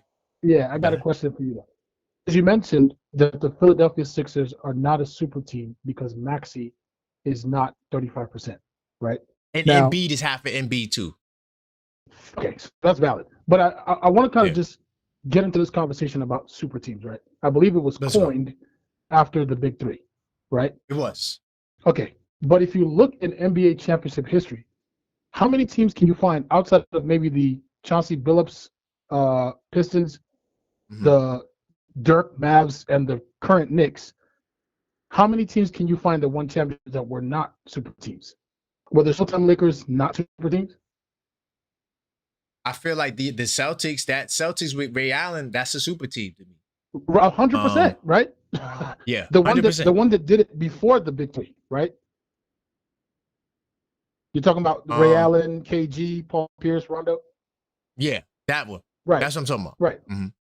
Yeah. So like, is super team specifically when the players build it, or is it just it's three maxes. Gotcha. So it's when you got three maxes in their prime. Right. So would you say Jordan's Bulls were a super team? I mean, considering he played with. The reason why if you're going by the 3 rule, it's a really good team though, hell of a team. But if you're going by the 3 supermax rule, technically no, because Horace Grant was not a max, not a supermax. Right. Rodman is not a supermax. So it's that'll be the only. But them Celtics and those guys, even though the contracts were different then, right? So they didn't really have 35% of the cap, but they had 3 like max players, dog. Okay, so what you just said is important, right? Are we saying max by actual salary on paper? Or are we saying max level talent? Because Jalen Brunson max is level talent, a superstar now. It's not even a question. Exactly. He's a megastar, but he's not paid like one, right? No, he's not paid like. No. So if he joins forces with Luka and Jokic, without being at 35, team. Okay, got you. All right. and look, no, listen to this. If we would have got Giannis, technically, if we would have kept Cat, we would have been a super team. Technically, with Cat. So the talent is what determines it. The talent, like, yes, most of the talent, and their prime is especially, right? Gotcha. So we don't want Derrick Rose in Minnesota. We want Derrick Rose in Chicago. That's a different Derrick Rose. You feel me? And then I'm going to close out with this question, because this is kind of what stemmed this conversation about chemistry, things that sort. The conversation that we want to have now is, what do you believe the talent level of Philadelphia is? In general, and then in comparison to ours, because it seems like the conversation stemmed from why we would beat them, which I agree with, because we have our own squad and we have our coaching, we're good on our end. But to have the conversation about what we believe Philadelphia's talent is in general across the league, and then in comparison to the Knicks, where will we go with that? Like, what do you think their level of talent is? Man, they're one of the best teams in the league on paper right now. Now, will it translate? We got to see. Right. But right now, they giving a lot of people the business because, a lot of teams don't have wing stop. Where now we got people to deal with. Brown, we got, you know what I'm saying? A lot of teams don't got defenders like that. You know what I'm saying? They going to need help. Like, you going to need help dealing with Jalen. You can say what you want. I know he was a Celtic. We don't like him. But you're going to need help guarding him. Because all he going to do, he going to force a pick and roll. Well, they going to play. I don't know how Philly going to play. In Boston, what he used to do was they running guard to guard or wing to wing pick and roll because he want to get your little guard on him. He a little guard hunter. That's all he does. In Philly, maybe they can do it. I don't know what Nick Nurse going to do. I don't know. But that's how he played in Boston. That's why he was such a terror to deal with. Because you'll see Brunson or whoever your little guard is, they got to switch on them because they running guard to guard or wing to wing pick and roll. So they're going to overwhelm a lot of teams, For sure. That's not even the question. Yeah. But compared to us, I think that they don't got an answer for Brunson, because even if you put Brown on Brunson, now LeBron going to be food because all we going to do, we're going to run guard to guard and we're going to switch that Brown into LeBron. And now he going to have to play up on Jalen Brunson and try to deal with that. Then you're going to have to hard double. Now, when you hard double or blister pick and roll, OG, Towns, Brickell, pick your poison, open shots. Facts. And then lastly, before I go, my boy J-Tap, I don't know where the hate comes from my boy Josh Hart. Yo, he hate Josh Hart. What? Oh, my goodness. Yo, he can't stand I don't Josh agree, Hart. But it's comedy, though. But I'm going to holler at y'all. Yo, thank you, LD. Yo, big time salute. I got you. Stay up. No doubt. Hey, yo, that brother J-Tap can't stand Josh Hart, bro. Like, I don't know what it is. Well, I know what he did say what it is. I'm not going to repeat it. But he did give a reason why he doesn't like Josh Hart. I don't agree with the reason, but I heard what he had to say. I heard him out. I don't agree with it at all. It doesn't change nothing for me. Leave Josh Hart alone. Listen, y'all, I'm going to be back tomorrow. I got members only Sundays, and we're going to do level-headed Knicks talk. Got clips every day. I'm dropping all of these clips all day, every day. I'm flooding the YouTube streets. You getting at least 3 to 4 videos a day from me. All right. I'm working hard. I'm gonna be back tomorrow. Level-headed Knicks talk will be around 9 o'clock. Members only Sundays will be 2, 3. All right. So make sure y'all pull up. Because we got Charles Oakley. We gotta talk about surveillance or whatever it's called. We got two really good topics. And that's gonna be members only Sunday. But look, I do appreciate you guys. Until next time, as always, let's go Knicks and Knicks in 5,